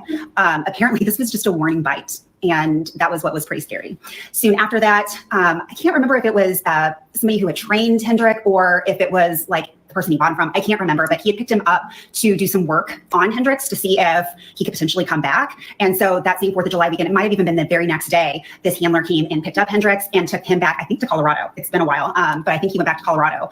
While Hendrix was there at that facility, he ended up attacking and severely injuring another dog while there. And so at that point, he had to be put down. So the next two dogs were Hexie, who Will had had for years and years and years. Hexie was a German Shepherd. Apparently she had like all kinds of specialty training and knew all kinds of like German commands and stuff. She was like a high security German Shepherd. This is a picture I took of Hexie. Hexie was actually an excellent dog. She was a great girl. So after Hendrix was put down, Will got an English Mastiff named Mojo. Let me get a picture. They're cute. This is Hexie and Mojo beside him. Mojo was still a puppy here. Mojo was such a cool dude. Just a big old sweet guy. He was a big slobber though. But I need to show you for size reference how big this guy actually ended up being. Here is Liam next to Mojo. I mean, dude was just absolutely huge. Then we had Yoshi the Labradoodle. He came with Coda the little pit mix on Mother's Day of 2016. And here's little Coda. She was really cute. And then them together. They were a really, really precious pair. So if you recall, all 4 of these dogs were taken out to the farm. I can't even remember exactly when, but it was sometime before we started doing all of our showings. So I'm guessing it was sometime around December of 2016, January of 2017. They were all taken out to the farm. Whew, this is hard. So Yoshi was the first one to pass away out at the farm. And he was over at Will's dad's house. There was a pen there. And I think it was like a St. Bernard pen. And because he had several dogs out there, there was a pen with 1 or 2 St. Bernards, and then there was a pen with 2 Great Danes, not the ones that we had, but 2 Great Danes that were out there as well. And I cannot remember any of their names because they lived at the farm the whole time that Will and I were together. So anyhow, Yoshi was in the pen with the either 1 or 2 St. Bernards, I can't remember, and he got bit by a snake. And he had his collar on, and unfortunately, he had a reaction. He probably would have been fine if he didn't have his collar on, but unfortunately, he got very swollen, and I don't even know if I can say it, but you guys can probably guess what happened. But yeah, he was unfortunately the first one to pass away. The next 2 to pass were Mojo and Coda. They actually passed at the same time. I don't know what on earth was happening, but apparently they weren't being properly supervised. And the 2 of them, apparently, I guess, out at the farm became little mischievous buddies, and they had gone off property. It was earlier in the morning. There were a bunch of kids at their bus stop waiting for the bus to come. And, these are rural kids. And so they had like, their little 4-H projects. And that was like little sheep in a pen that was right by the bus stop. And for whatever reason, Mojo and Coda decided to go play with the sheep and unfortunately ended up killing some of the sheep. And the owner of that house, that property, came out and shot both dogs. It was like so tragic. Yeah. Hexie, God love her, her hips ended up going out. She was older, and that's a common thing to happen in German Shepherds. And, Will probably should have been a little bit more humane in euthanizing her. But she would be out at the farm, just dragging her legs, going from house to house. And it was very sad and just heartbreaking to see her dragging herself. My dad went to the farm for a visit, and he was heartbroken seeing Hexie dragging herself around. And there was the farm dog, Bella, who was covered in ticks and huge mats. And my dad was very upset. He's a big animal guy, and he was really upset with the conditions and what was going on out there. And again, this farm is animal welfare approved, and it was very sad. At some point, the 2 Great Danes that we got, Artemis and Paulo, were taken from Brookdown Palace out to the farm. I can't remember. Hold on. This man be on podcasts and be having articles and be doing interviews talking about his farm, and this is what's going on with his animals. Remember exactly when that was, and Will didn't get them fixed, and of course, They had a bunch of puppies. I think maybe one or two were given to others. But for the longest time, they've all been out the farm. They're outdoors almost 24/7. It's very heartbreaking and it's very sad. I don't even know at this point who's alive, who's not. It breaks my freaking heart. It's unacceptable. Sometime while we were gone in COVID, Will purchased 2 more dogs. They were Dutch Shepherds and ended up giving one of those to a friend and still has one. But it's like the journey of these dogs, it's heartbreaking. And I don't know why there's this need to constantly cycle through them like this. It's horrible. But we still have a couple more parts to go, so stay tuned. When I had first come back from Florida. Remember what I said in part 1? I think this man has like some type of it's like he likes to see people, maybe even animals, suffer. Because he didn't get those animals to really truly take care of them. What was he doing with them? Just letting them suffer? I always thought the animals was weird. And I'm just like, what's the issue? It's just very strange to me. Just the whole animal thing was just always strange. And to hear that this is what happened to them. And had gotten all of my items. That day that I was out the house getting my things, he wouldn't even let me see Ash. And getting him back was a long process. After one of the visits with their dad, the kids had told me that Ash was now out at the farm. And this was upsetting because, again, the farm is like where the animals go to die. So I messaged Will multiple times saying, hey, look, like if you're done with Ash, I will happily take him. He's my cat after all. I'd love to have him. And just completely ignored. The first time I messaged him was in December. And he said that he had just taken him out there and that he was going to be picking him back up. But that wasn't the case. Here you can see he was still at the farm and no response. I don't know what the change of heart was, but in late March, I got a response that the kids now wanted to bring the cat home. And so he's been with me ever since. This was the day he was brought back and oh my gosh, I was thrilled. He didn't look as thrilled, he was a little scared, but holy cow, I'm so happy he's back with us. And stay tuned because we still have 3 more parts. I thought it was gonna be 2, but it's actually 3. Who the fuck did I almost marry? NFL edition, part 39. So as you can imagine, living in Broke Down Palace was so physically draining and extremely stressful. I was constantly feeling like I was towing the line. My fight or flight was constantly in motion, which it still is today. And I still deal with PTSD symptoms to this day. And thank you so much to those who have told me about EDMR. I'm absolutely going to be checking it out and hopefully getting rid of some of that stuff. But anyhow, once we had gotten down to Florida, you know, it was like I could breathe again. And my healing started to begin because we can't. Oh my gosh. Yeah. Like, you really want to get rid of anything that man touched. Y'all, I'm telling you, if you've really dealt with an narc, you want to get rid of anything they fucking touched. Anything. If they touched it, throw that shit away. If they touched it, throw it away. I'm for real, y'all. I got rid of my bed.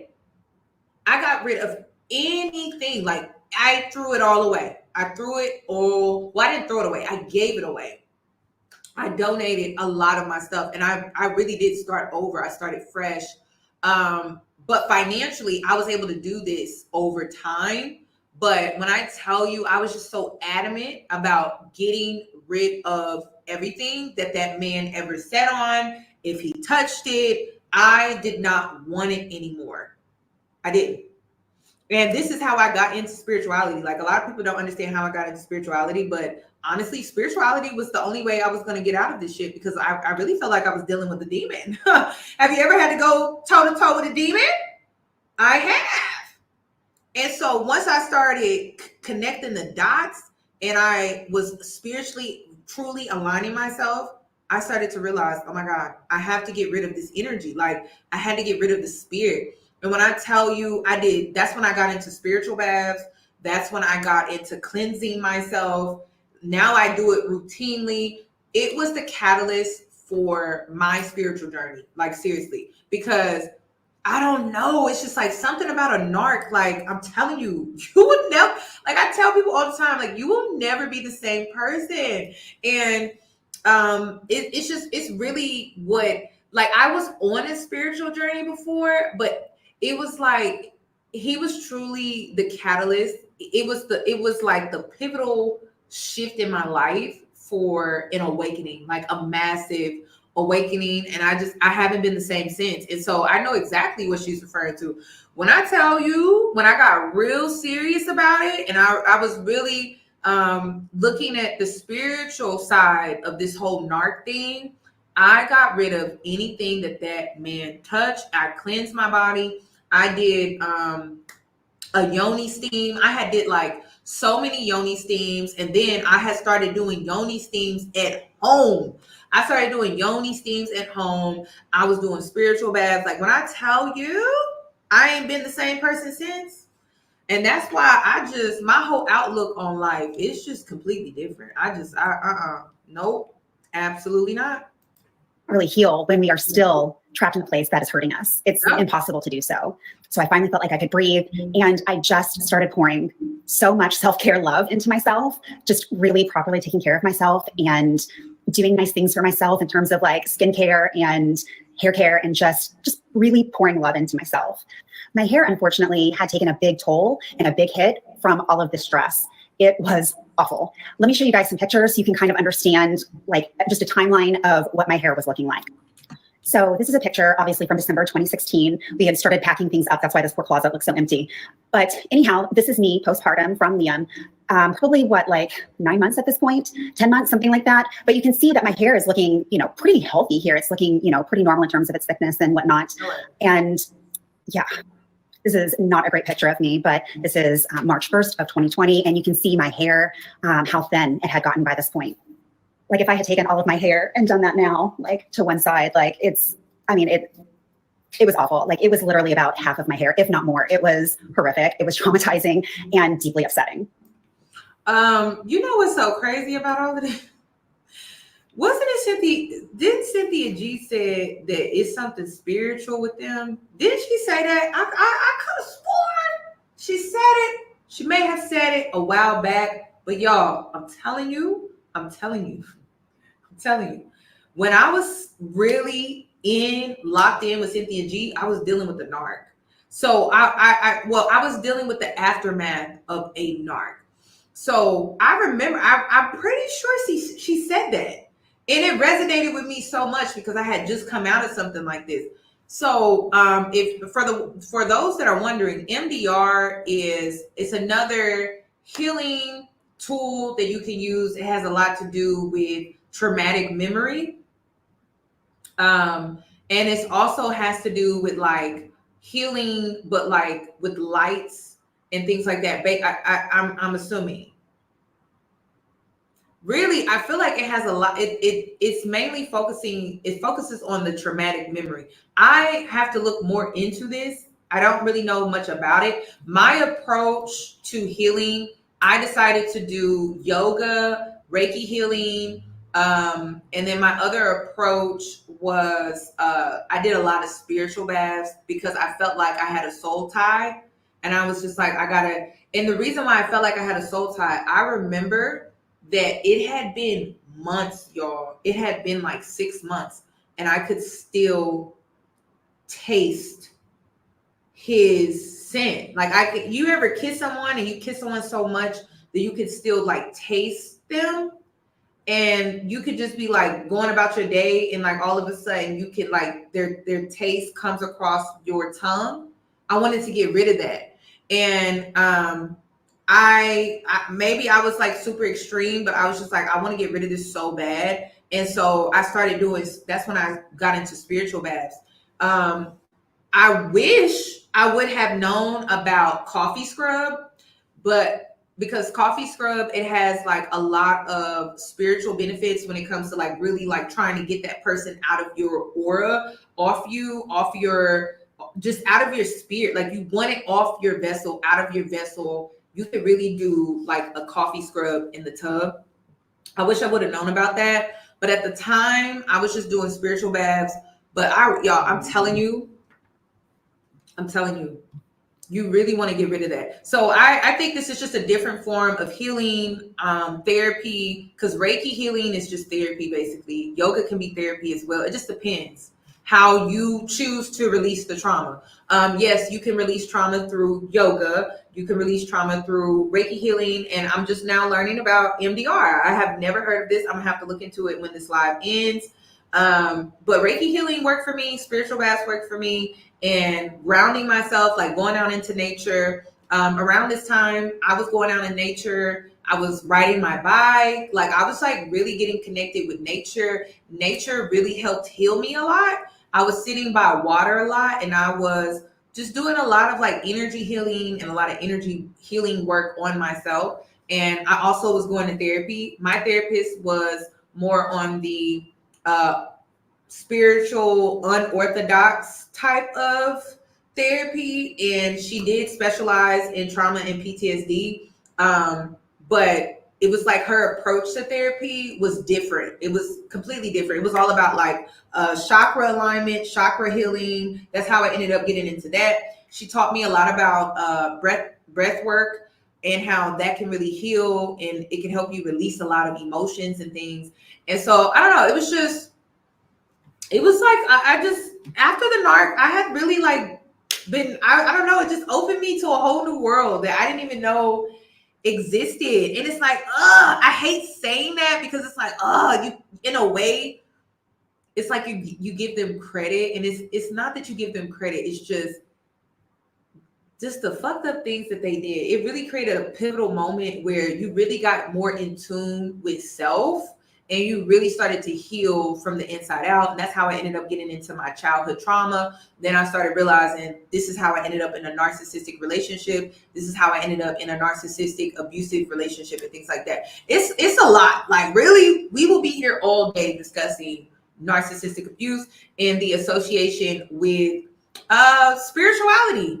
Honestly, spirituality, how I really believe women that deal with narcs, you're supposed to awaken to your higher self, your divine self, like who you were truly created here to be. And you most likely were created here to help heal other people.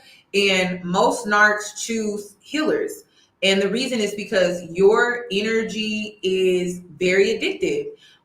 Which is why even after she moved on and he was dealing with all of these other women, he still wanted her. And the reason why he wanted her was because, well, her energy is not one that can be duplicated, because you're not going to keep bumping into women that are healers. It's every blue moon that you will really bump into a woman that can heal. So she was healing herself through this whole process, and he was still latching on to other women, and it still wasn't feeding him in the same way her energy was. So I really do believe that women who go through narcissistic abuse, you are a healer, and you're awakening to your spiritual ability to not only heal yourself, but to heal others, which was why he was so addicted to he didn't really like you. And I don't say that harshly. I say that empathetically, but I'm saying it because I just have to make, like, I'm trying to describe like what I'm trying to say here, but it wasn't that he liked you. He really liked the healing that came from your energy. And sexual healing by Marvin Gaye is real, y'all. Like, do not underestimate that.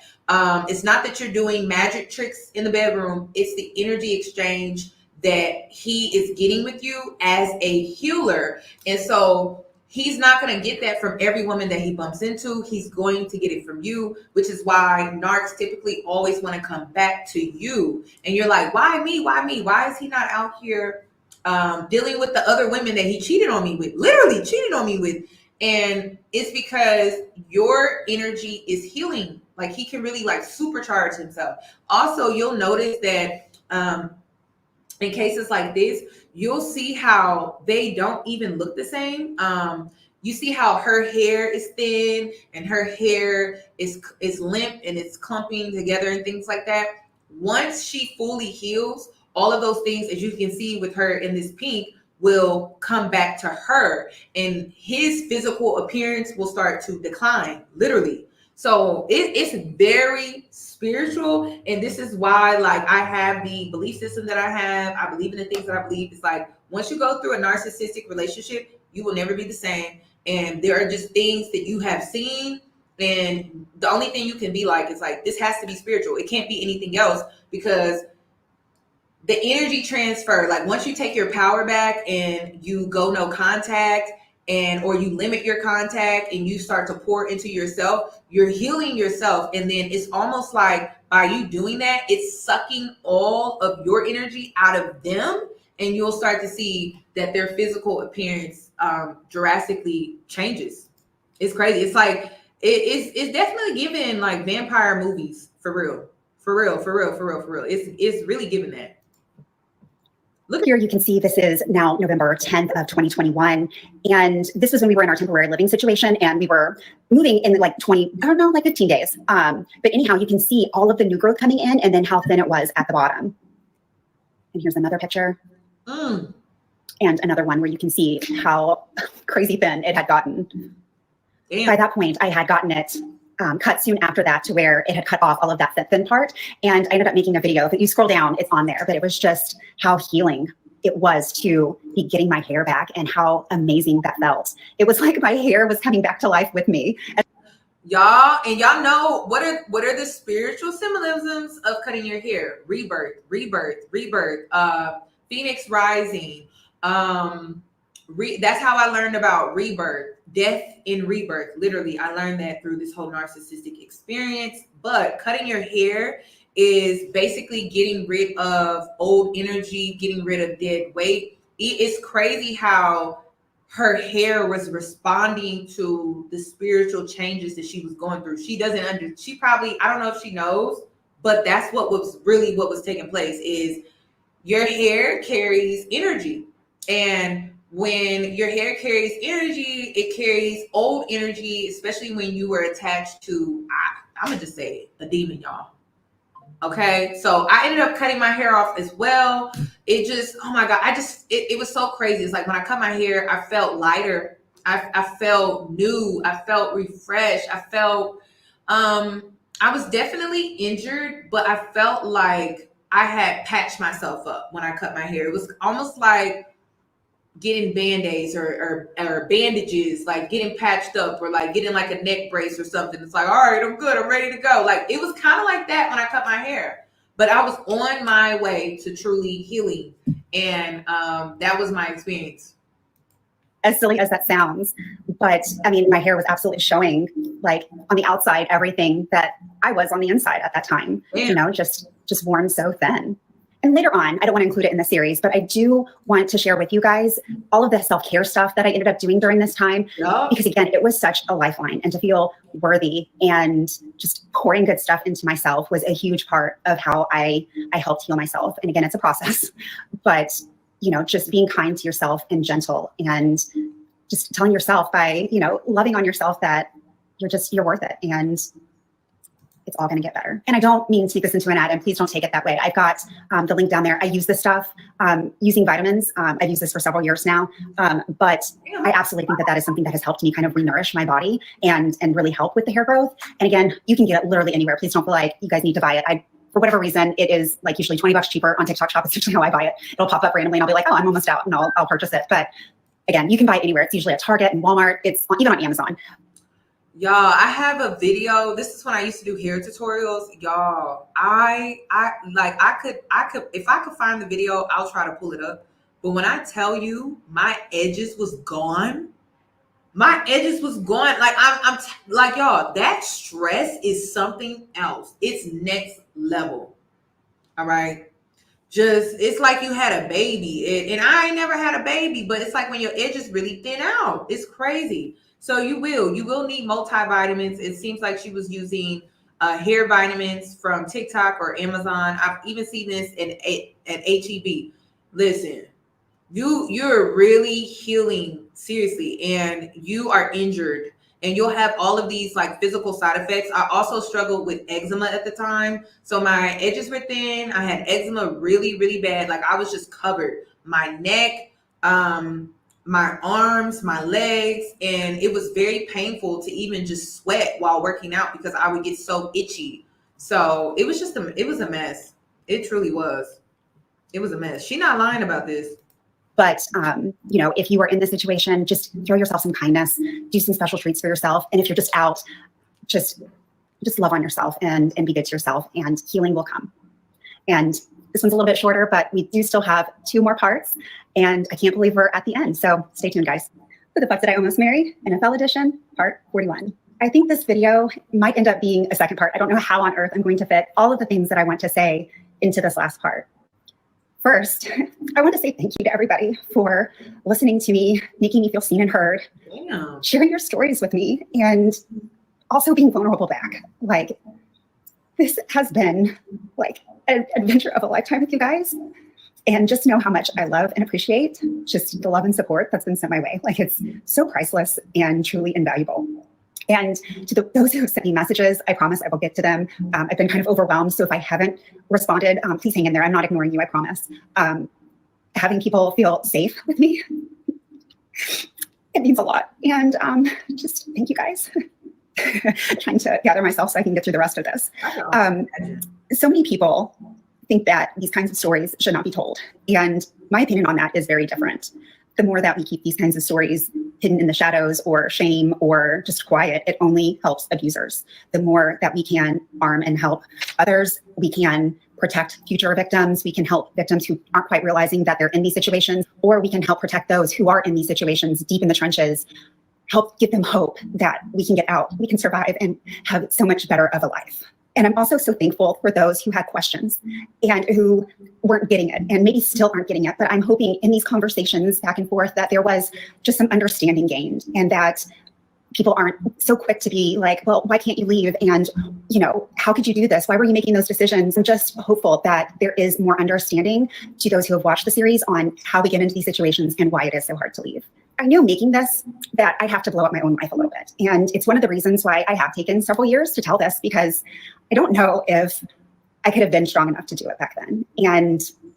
But I've always known that it's an important story to tell. And my ultimate goal is to bring awareness. I've had several people ask what I'm doing in terms of a job. And when I was in the situation with Will, I had started to resell things. And this became such a huge lifeline for me. And I turned it into a business for myself. And with Will, I need a lot of flexibility. And so having my own business and being able to make my own schedule has been super important. And so, yeah, it's been such a lifeline for me. And I actually have really big hopes and dreams for others. Sorry, I'm gonna get emotional again. Other people who I've spoken with about this have known for the last several years. I have talked about wanting to open my own nonprofit.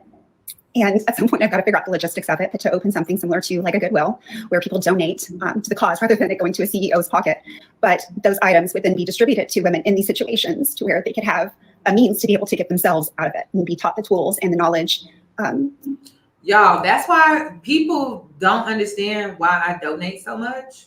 That's why I be donating so much. I just donated. If you follow me on Instagram, I just donated a bunch of stuff. I donated a whole thing of wigs for the girls with the missing edges. I donated it's crazy. And it's so important, because literally for me, I was lucky because I didn't have any kids. Like, I can't stress that enough, because I tried to think about if I had a kid, and I can't even imagine what that shit would be like, because it was just so much and it was so hard. And it's just, and it's like when you truly have gone through narcissistic abuse, and I have to say that because I feel like narcissism is used so loosely.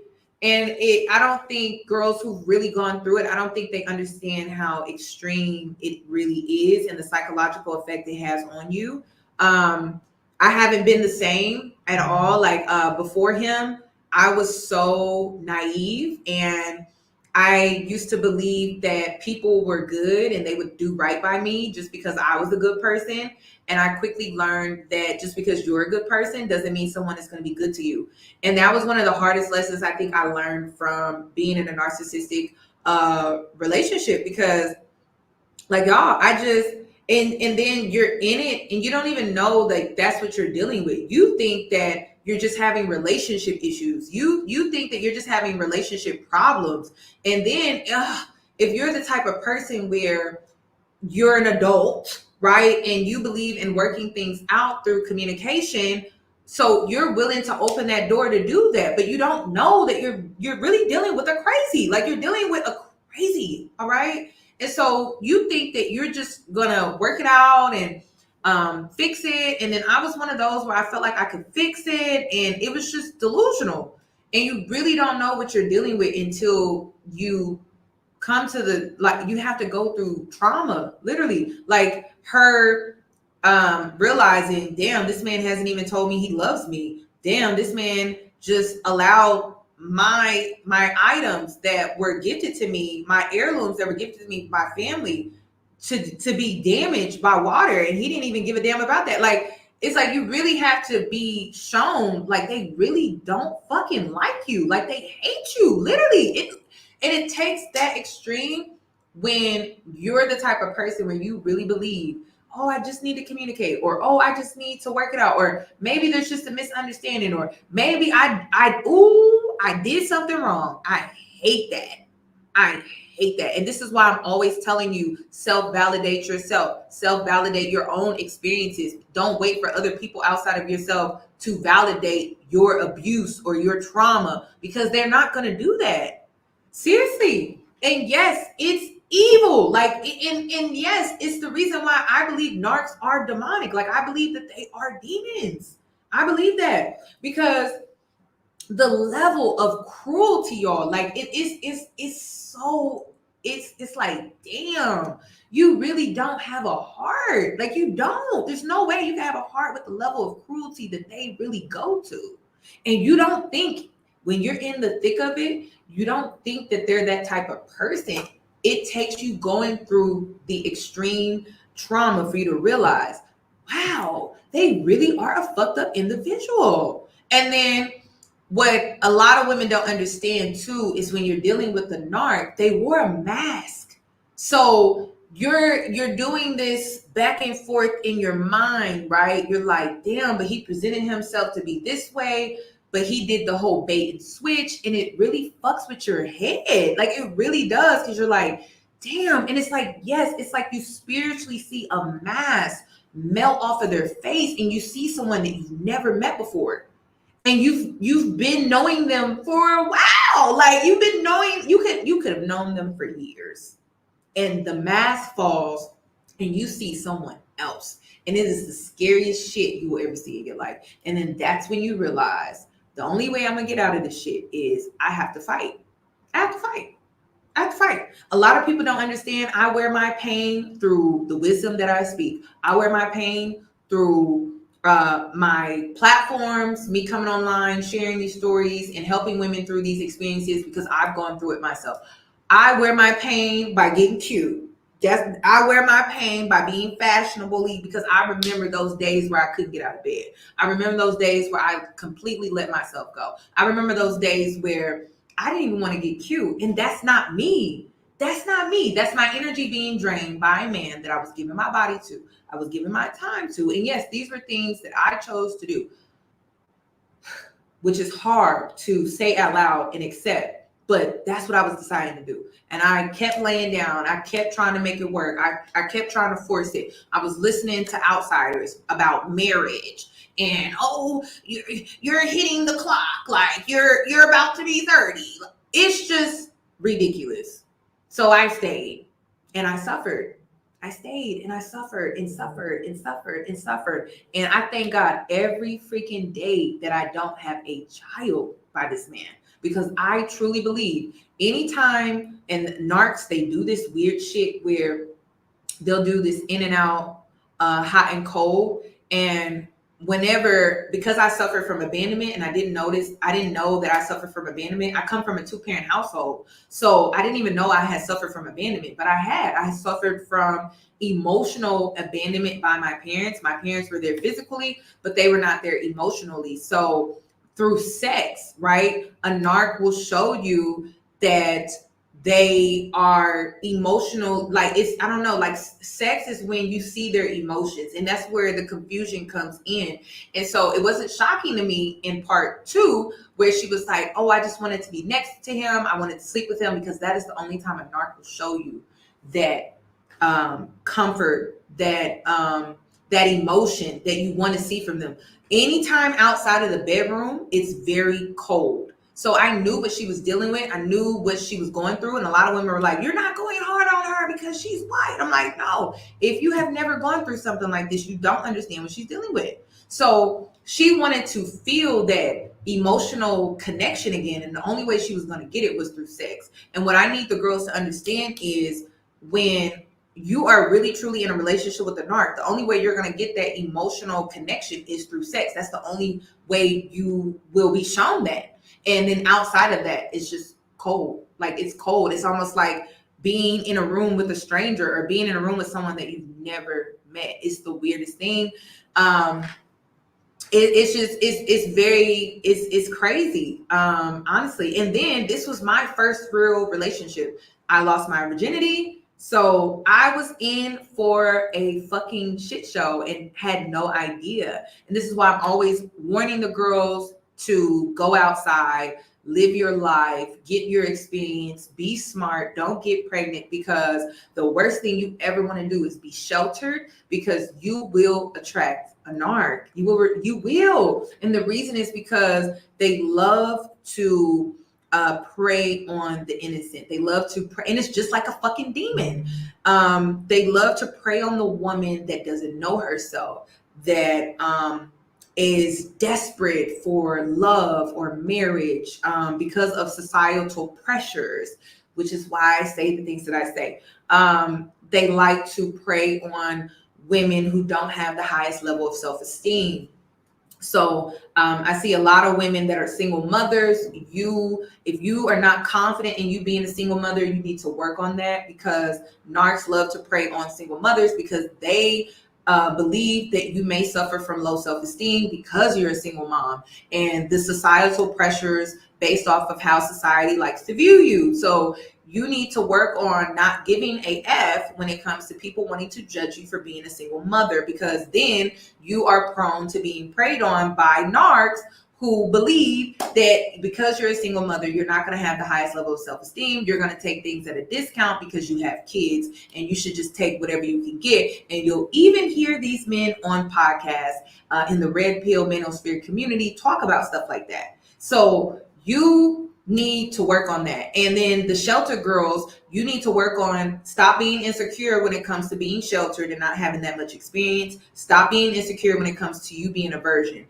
That was another reason why I was easily preyed on, because I was insecure when it came to me being a virgin. I felt like I was 27, and that was something that I was really struggling with because I was listening to outsiders, which is why you should never listen to outsiders. You should only trust yourself when it comes to your life, and the choices and decisions that you make. You need to really think about them and think thoroughly, because I'm telling you, when you allow yourself to be vulnerable, and you allow yourself to be vulnerable to the wrong person, you don't know if that person is truly preying on you. And I get sick to my stomach, y'all. I get sick to my stomach when I think about the day when I met this man and how he was preying on me from day one. It makes me sick. It really does. Like, I just think about how innocent I was. I think about how naive I was. I think about how I'm like thinking that because I'm a good person, that this person would be good to me. It was just so delusional, and I was just very naive. And so I'm telling you, if you are any of the things that I said, right, work on these things, because if you don't, people are going to prey on you, and you're not the one to be preyed on. Okay, you fight back. We teach you to fight back on this channel. And that's how I transmute my pain. When I transmute my pain on my platform, I'm basically teaching you how to fight back or how to protect yourself, because that is what happened to me. And I was just not prepared. I wasn't prepared spiritually. I wasn't prepared. I didn't even have, like, I had a relationship with God, but like, when I tell you my relationship with God had to get stronger because of everything that I was being put through. Like, my relationship with God got stronger because of everything that I had experienced. Like, it was just, I couldn't go through something like that alone. Like, seriously, I need reinforcement. Seriously. It was just a lot. It was a lot. It was a lot. It was a lot. It was a lot. It was a lot. I resonate with her story on so many levels. Like, it's not even funny. To help themselves. And that's something that I am really, really determined to do. And so stay tuned, because as things keep moving, it's definitely on the horizon. I want to help women in really big ways. And sorry if I'm leaving off the men, you guys too, if you're stuck. I don't mean to make this so women centric. It just unfortunately affects more women than men typically and statistically. I'm going to save the will stuff for the next part, but I wanted to touch on my kids because I've had a lot of questions on how they're doing and whatnot. So I want to share how great they're doing. And gosh, I didn't think I was going to get this emotional in this video. So I wanted to start with my daughter, Keaton, my oldest daughter. You pull up a picture. This is me, her, and Ren, and she's doing so well. She is now gone through management training at her restaurant, and she is waiting for her own restaurant to manage, and Oh, wow. could not be more proud of her. This is my son, David. He just graduated this last year. That was the poor little 12-year-old boy voice that you guys heard. And like I said, he just graduated. Grab that picture. He graduated with an over 4.0 GPA. You can see he's Honor Society and all those work and tassels, and could not be more proud of him. And he's an amazing boy, and he has a heart of gold. And yeah, I'm just super proud of him. And he's off to college this fall, so he's doing amazingly well. This is my middle daughter, Katie. She's actually going to come on for a video next week, and we're just going to kind of discuss some of her experiences while we were at Brokedown Palace. But here she is. Earlier this summer, her and her dance team won nationals, and I was so proud of her. We ran into the ocean afterwards, and it was just an amazing, amazing evening. But yeah, she's also doing incredibly well in school, and yeah, an amazing kid. Damn. I'm going to attach a little video of Liam because he is like the sweetest, gentle giant. He's huge. He's going to be 6'5". That's what they think, and just such a big dude. But he's just the sweetest little guy with the sweetest smile, and he makes all of us just so happy. And he loves to craft, and yeah, he's doing great. You are a turkey. And she can't read it, you turkey. And here's Ren, my sweet baby girl, who is unfortunately with me for all of that trauma. She is the spunkiest, sweetest, most sassy little girl. She is a light in everybody's lives. And she does dance and is actually going to be in competitive gymnastics this next year. So she's just a great girl too. I'm just so lucky to be their mom. And I want to give people who, you know, have carried that guilt of their kids having to endure stuff like this, that Listen, that young one gonna give that man hell one day. I'm telling you, mark my words, mark my words, mark my words. Just her little,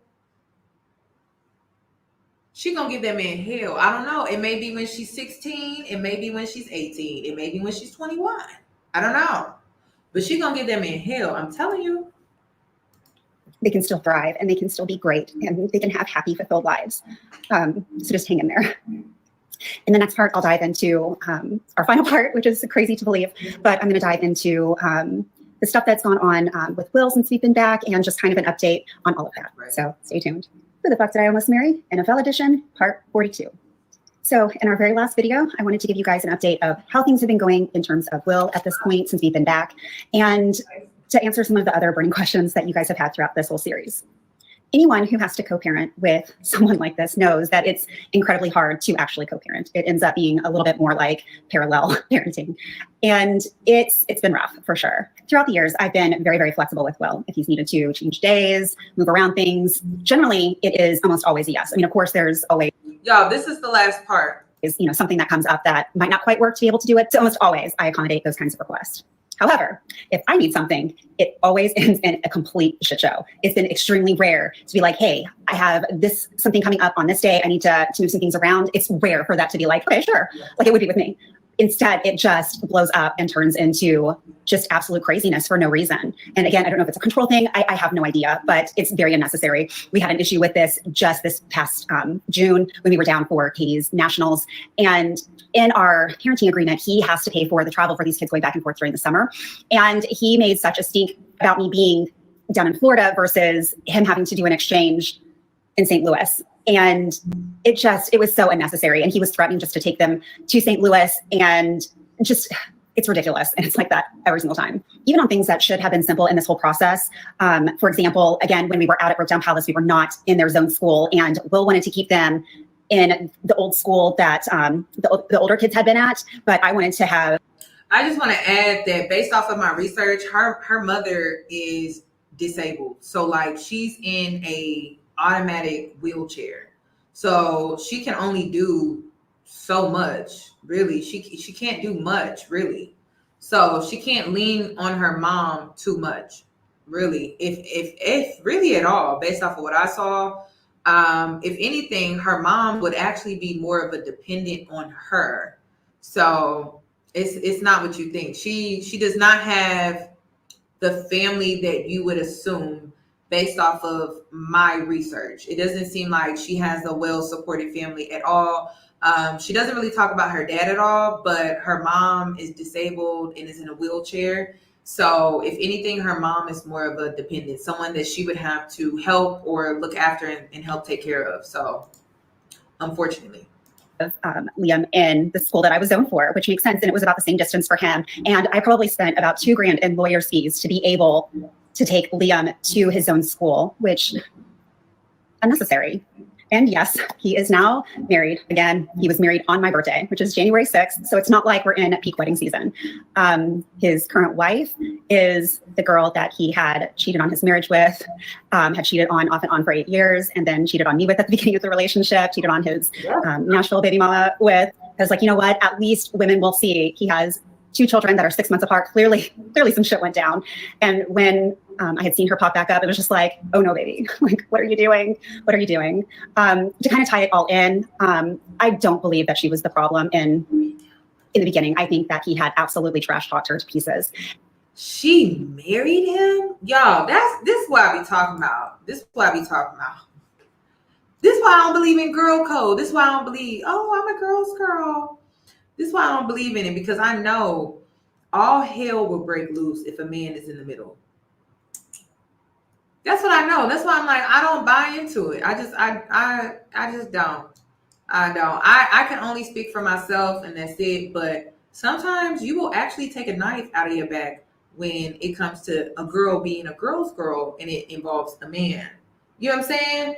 So I really don't take it serious. Like, what woman in their right mind?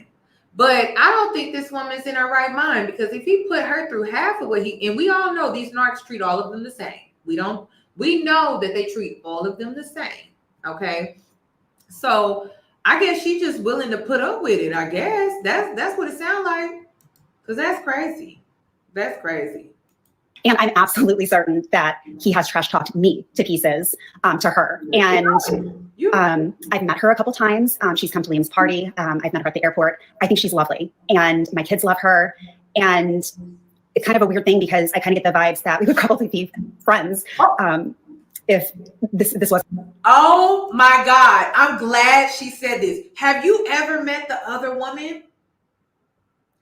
And have you ever met the other woman and you be like, in a different life, in a different situation, we would really be great friends?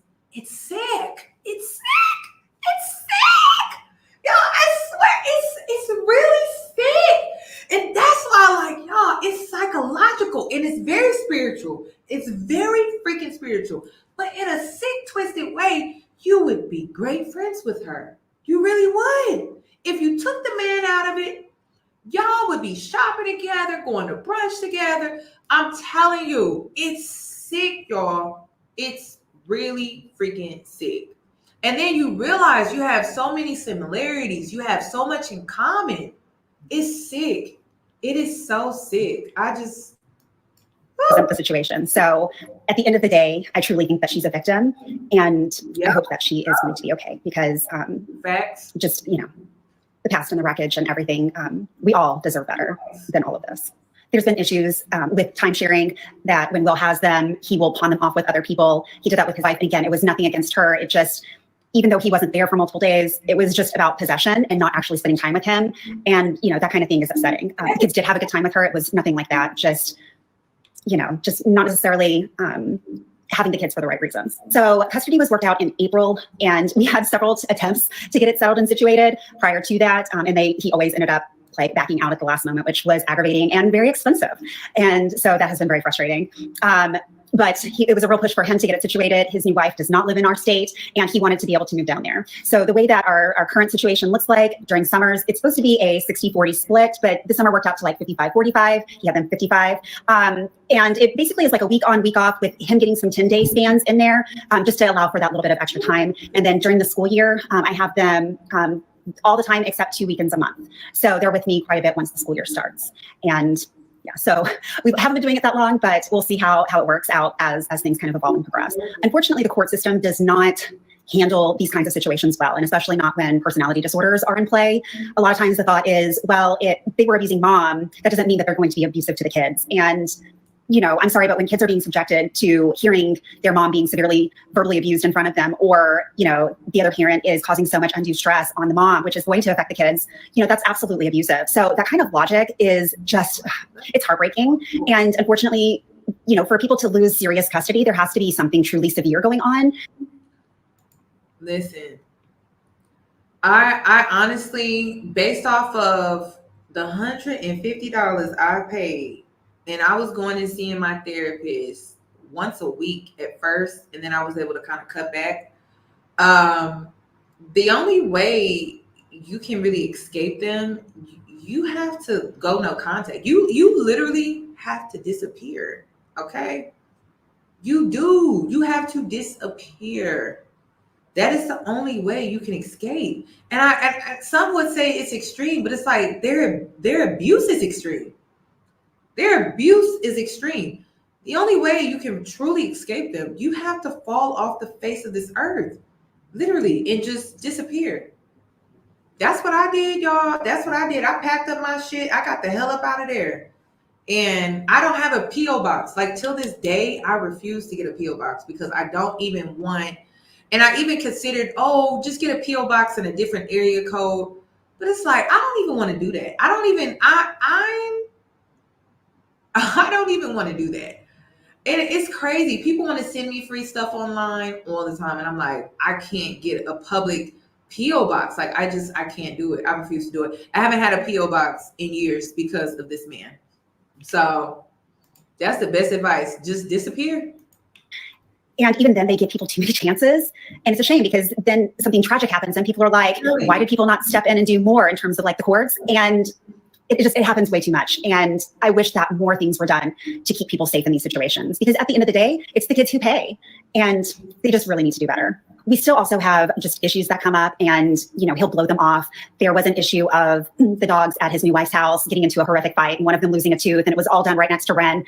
And I had messaged him and asking what kind of safety precautions are being put in place. And let me pull these up because it's just wild. So since May, we've been using one of those court-approved messaging. Could you imagine? Like, I'm trying to imagine me having a child with a narc and sending my baby over there to his house without my supervision, y'all. When I tell you the anxiety I would feel, I would have to go to therapy for that too. Like, I would have to go to therapy for that. Could you imagine? And you don't trust them. Because they're evil and they're cruel. So,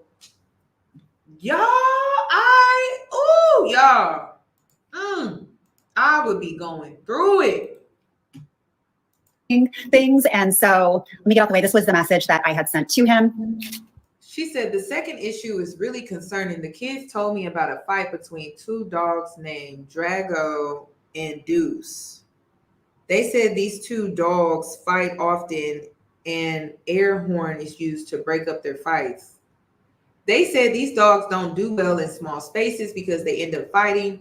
One day this past week, they said you, Ren, and these two dogs were in the kitchen, which is a small space. The two dogs began aggressively fighting, and Ren was thrown up on the counter to avoid contact with her since she was right by them when the fight broke out. Both kids told me they were extremely scared because this fight was so violent and the air horn jammed, so it was difficult breaking up the fight. The kids stated the dogs had multiple injuries, including deep scratches, and one ripped out a canine tooth while fighting. So is it a cane tooth while fighting? This is extremely unsafe, very concerning, especially since this is not the first time the kids have been around these dogs fighting aggressively with each other. Please advise what steps you are taking in this situation to keep Liam and Ren safe from these dogs. Y'all,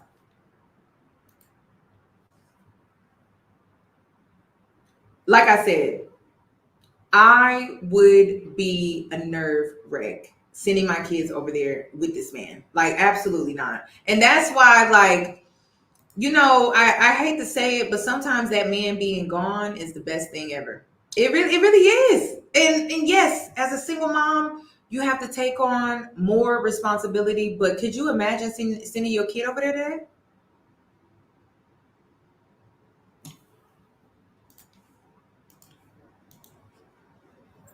And then the response. And this is so disheartening as a mom, like, just not even an issue.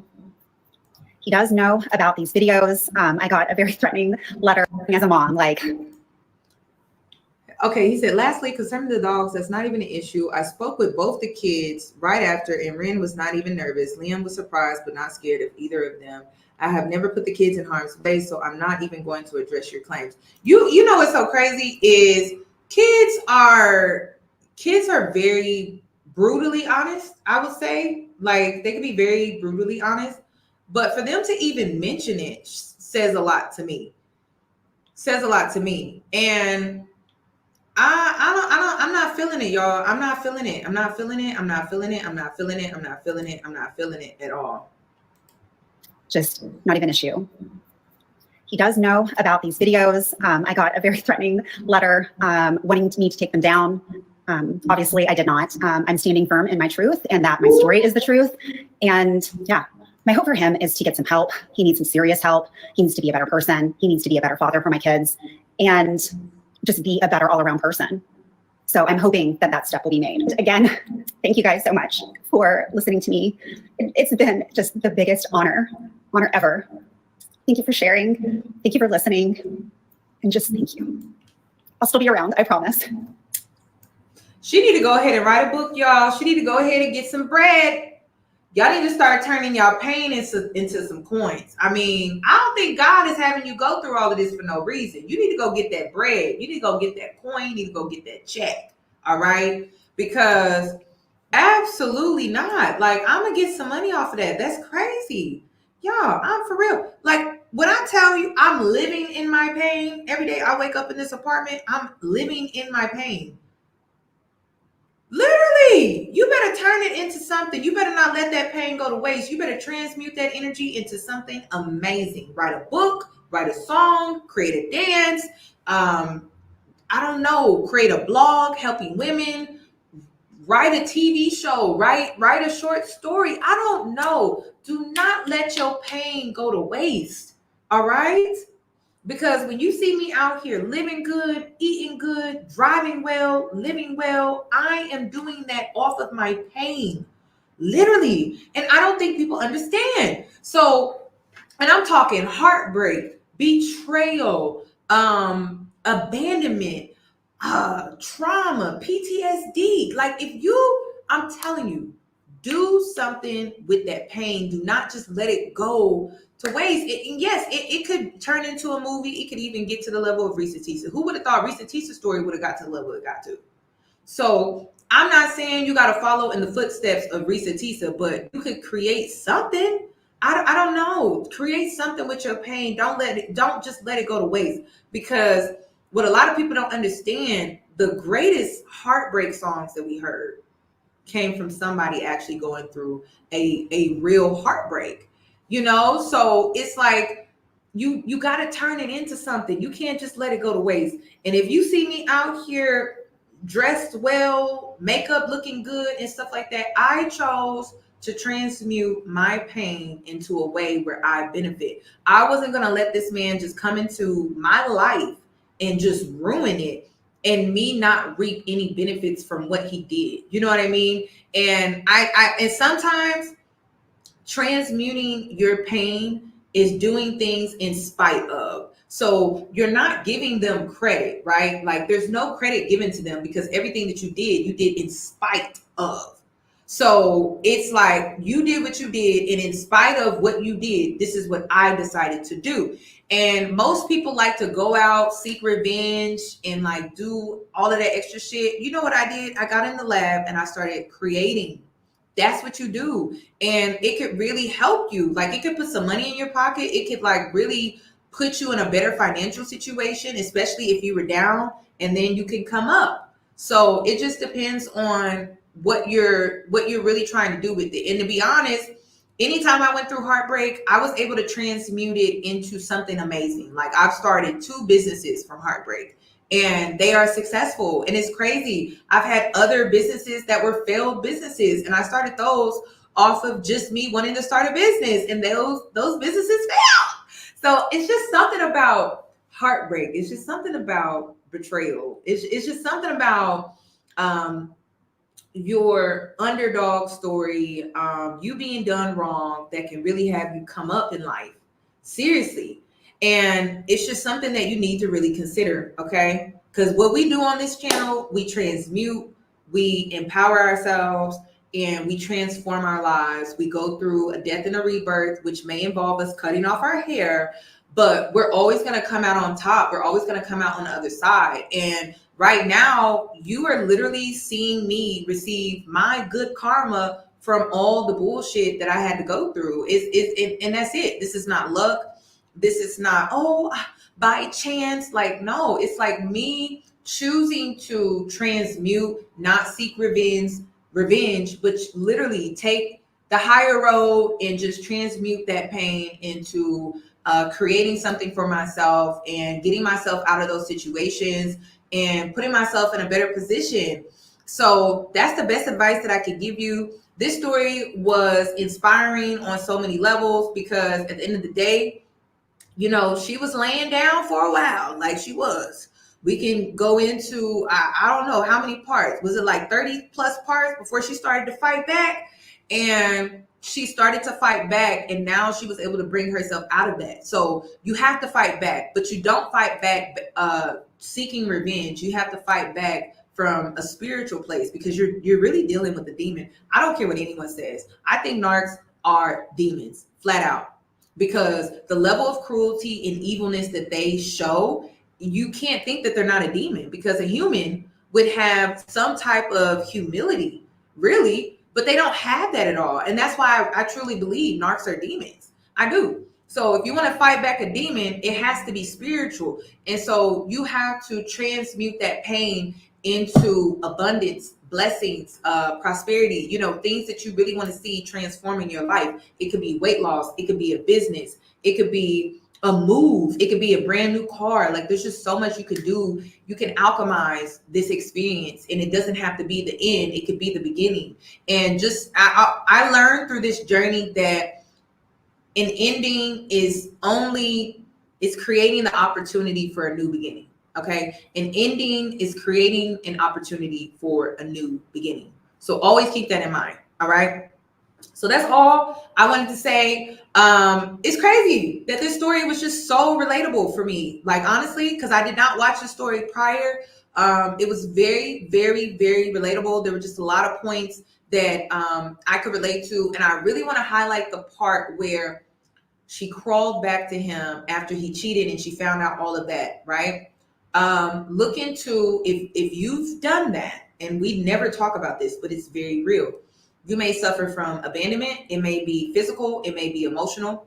You may also have anxious attachment style, where when you attach yourself to someone through sex, it can be through bonding over time, memories, just living with the person and being around them, creating a routine around them. You may have an anxious attachment style due to you being abandoned, either emotionally or physically. And so the reason why you want to be around them or even sleep with them, it is because of your anxious attachment style due to your abandonment issues. And another reason you may experience that, and yes, it may feel shameful, it may also feel embarrassing. Another reason is because when you are dealing with a narc, that is the only way through sex that they show that damn, do they care about me? That's the only time you really see it, is through sex. That's what makes the bond very toxic. I think she called it hysterical bonding or something like that. That's what makes the bond so toxic, is because the only time you feel loved is through sex, and they're addicted to sex. Okay. Most narcs, I could argue that they're pretty good in bed. It just depends on the narc, I guess. Y'all would have to comment down below and let me know about that. I would have to see what the reviews are going to be on narcs. But typically the reason why you want to go have sex with them, be close to them, even when you find out the things that they were doing behind your back and they were betraying you, you still want to be close to them because you feel a sense of love. Like, it's a false sense, but you do feel a sense of love. You feel a sense of care. False sense. Everything is false when we talk about this, right? You feel like, okay, they do care about me. And it can create more confusion, which is why you don't want to sleep with them. You don't want to share your body with them. Everything that you feel with them when you're sharing your body is just a false sense. And it's an illusion. It's almost like, oh, okay, I'm willing to make you feel this way, but it's truly to feed my own sexual desires because I struggle with sex. I'm addicted to sex. And I'm speaking from the vantage point of being the narc. I'm just addicted to sex. So I'm willing to make you feel loved, adored, cared for during the act of sex because I'm getting what I want. And that's how I believe we can get into energy vampires. So it's just a lot that you have to think about. It's a lot that you have to consider, y'all. It's the worst relationship experience you could ever have. It was my first ever relationship. Shout out to the women that was your introduction into relationships. It was with a narc, and you learned a lot, and you had to learn fast. So shout out to you. And shout out to the women that are healing. Shout out to the women that are alchemizing, and shout out to the women that are transmuting this horrible experience. And shout out to the women that are also moving on with their lives, taking care of their children, and just doing the best that you can do with your circumstances, because this is extreme. This is very extreme. And it's nice to hear the kids doing well as well, because it just seems like they went through a lot while living with him as well. So I'm sure that impacted them as well. But that's all I have regarding this live. Please give the video a thumbs up, and I hope to catch you in my next one. Good night.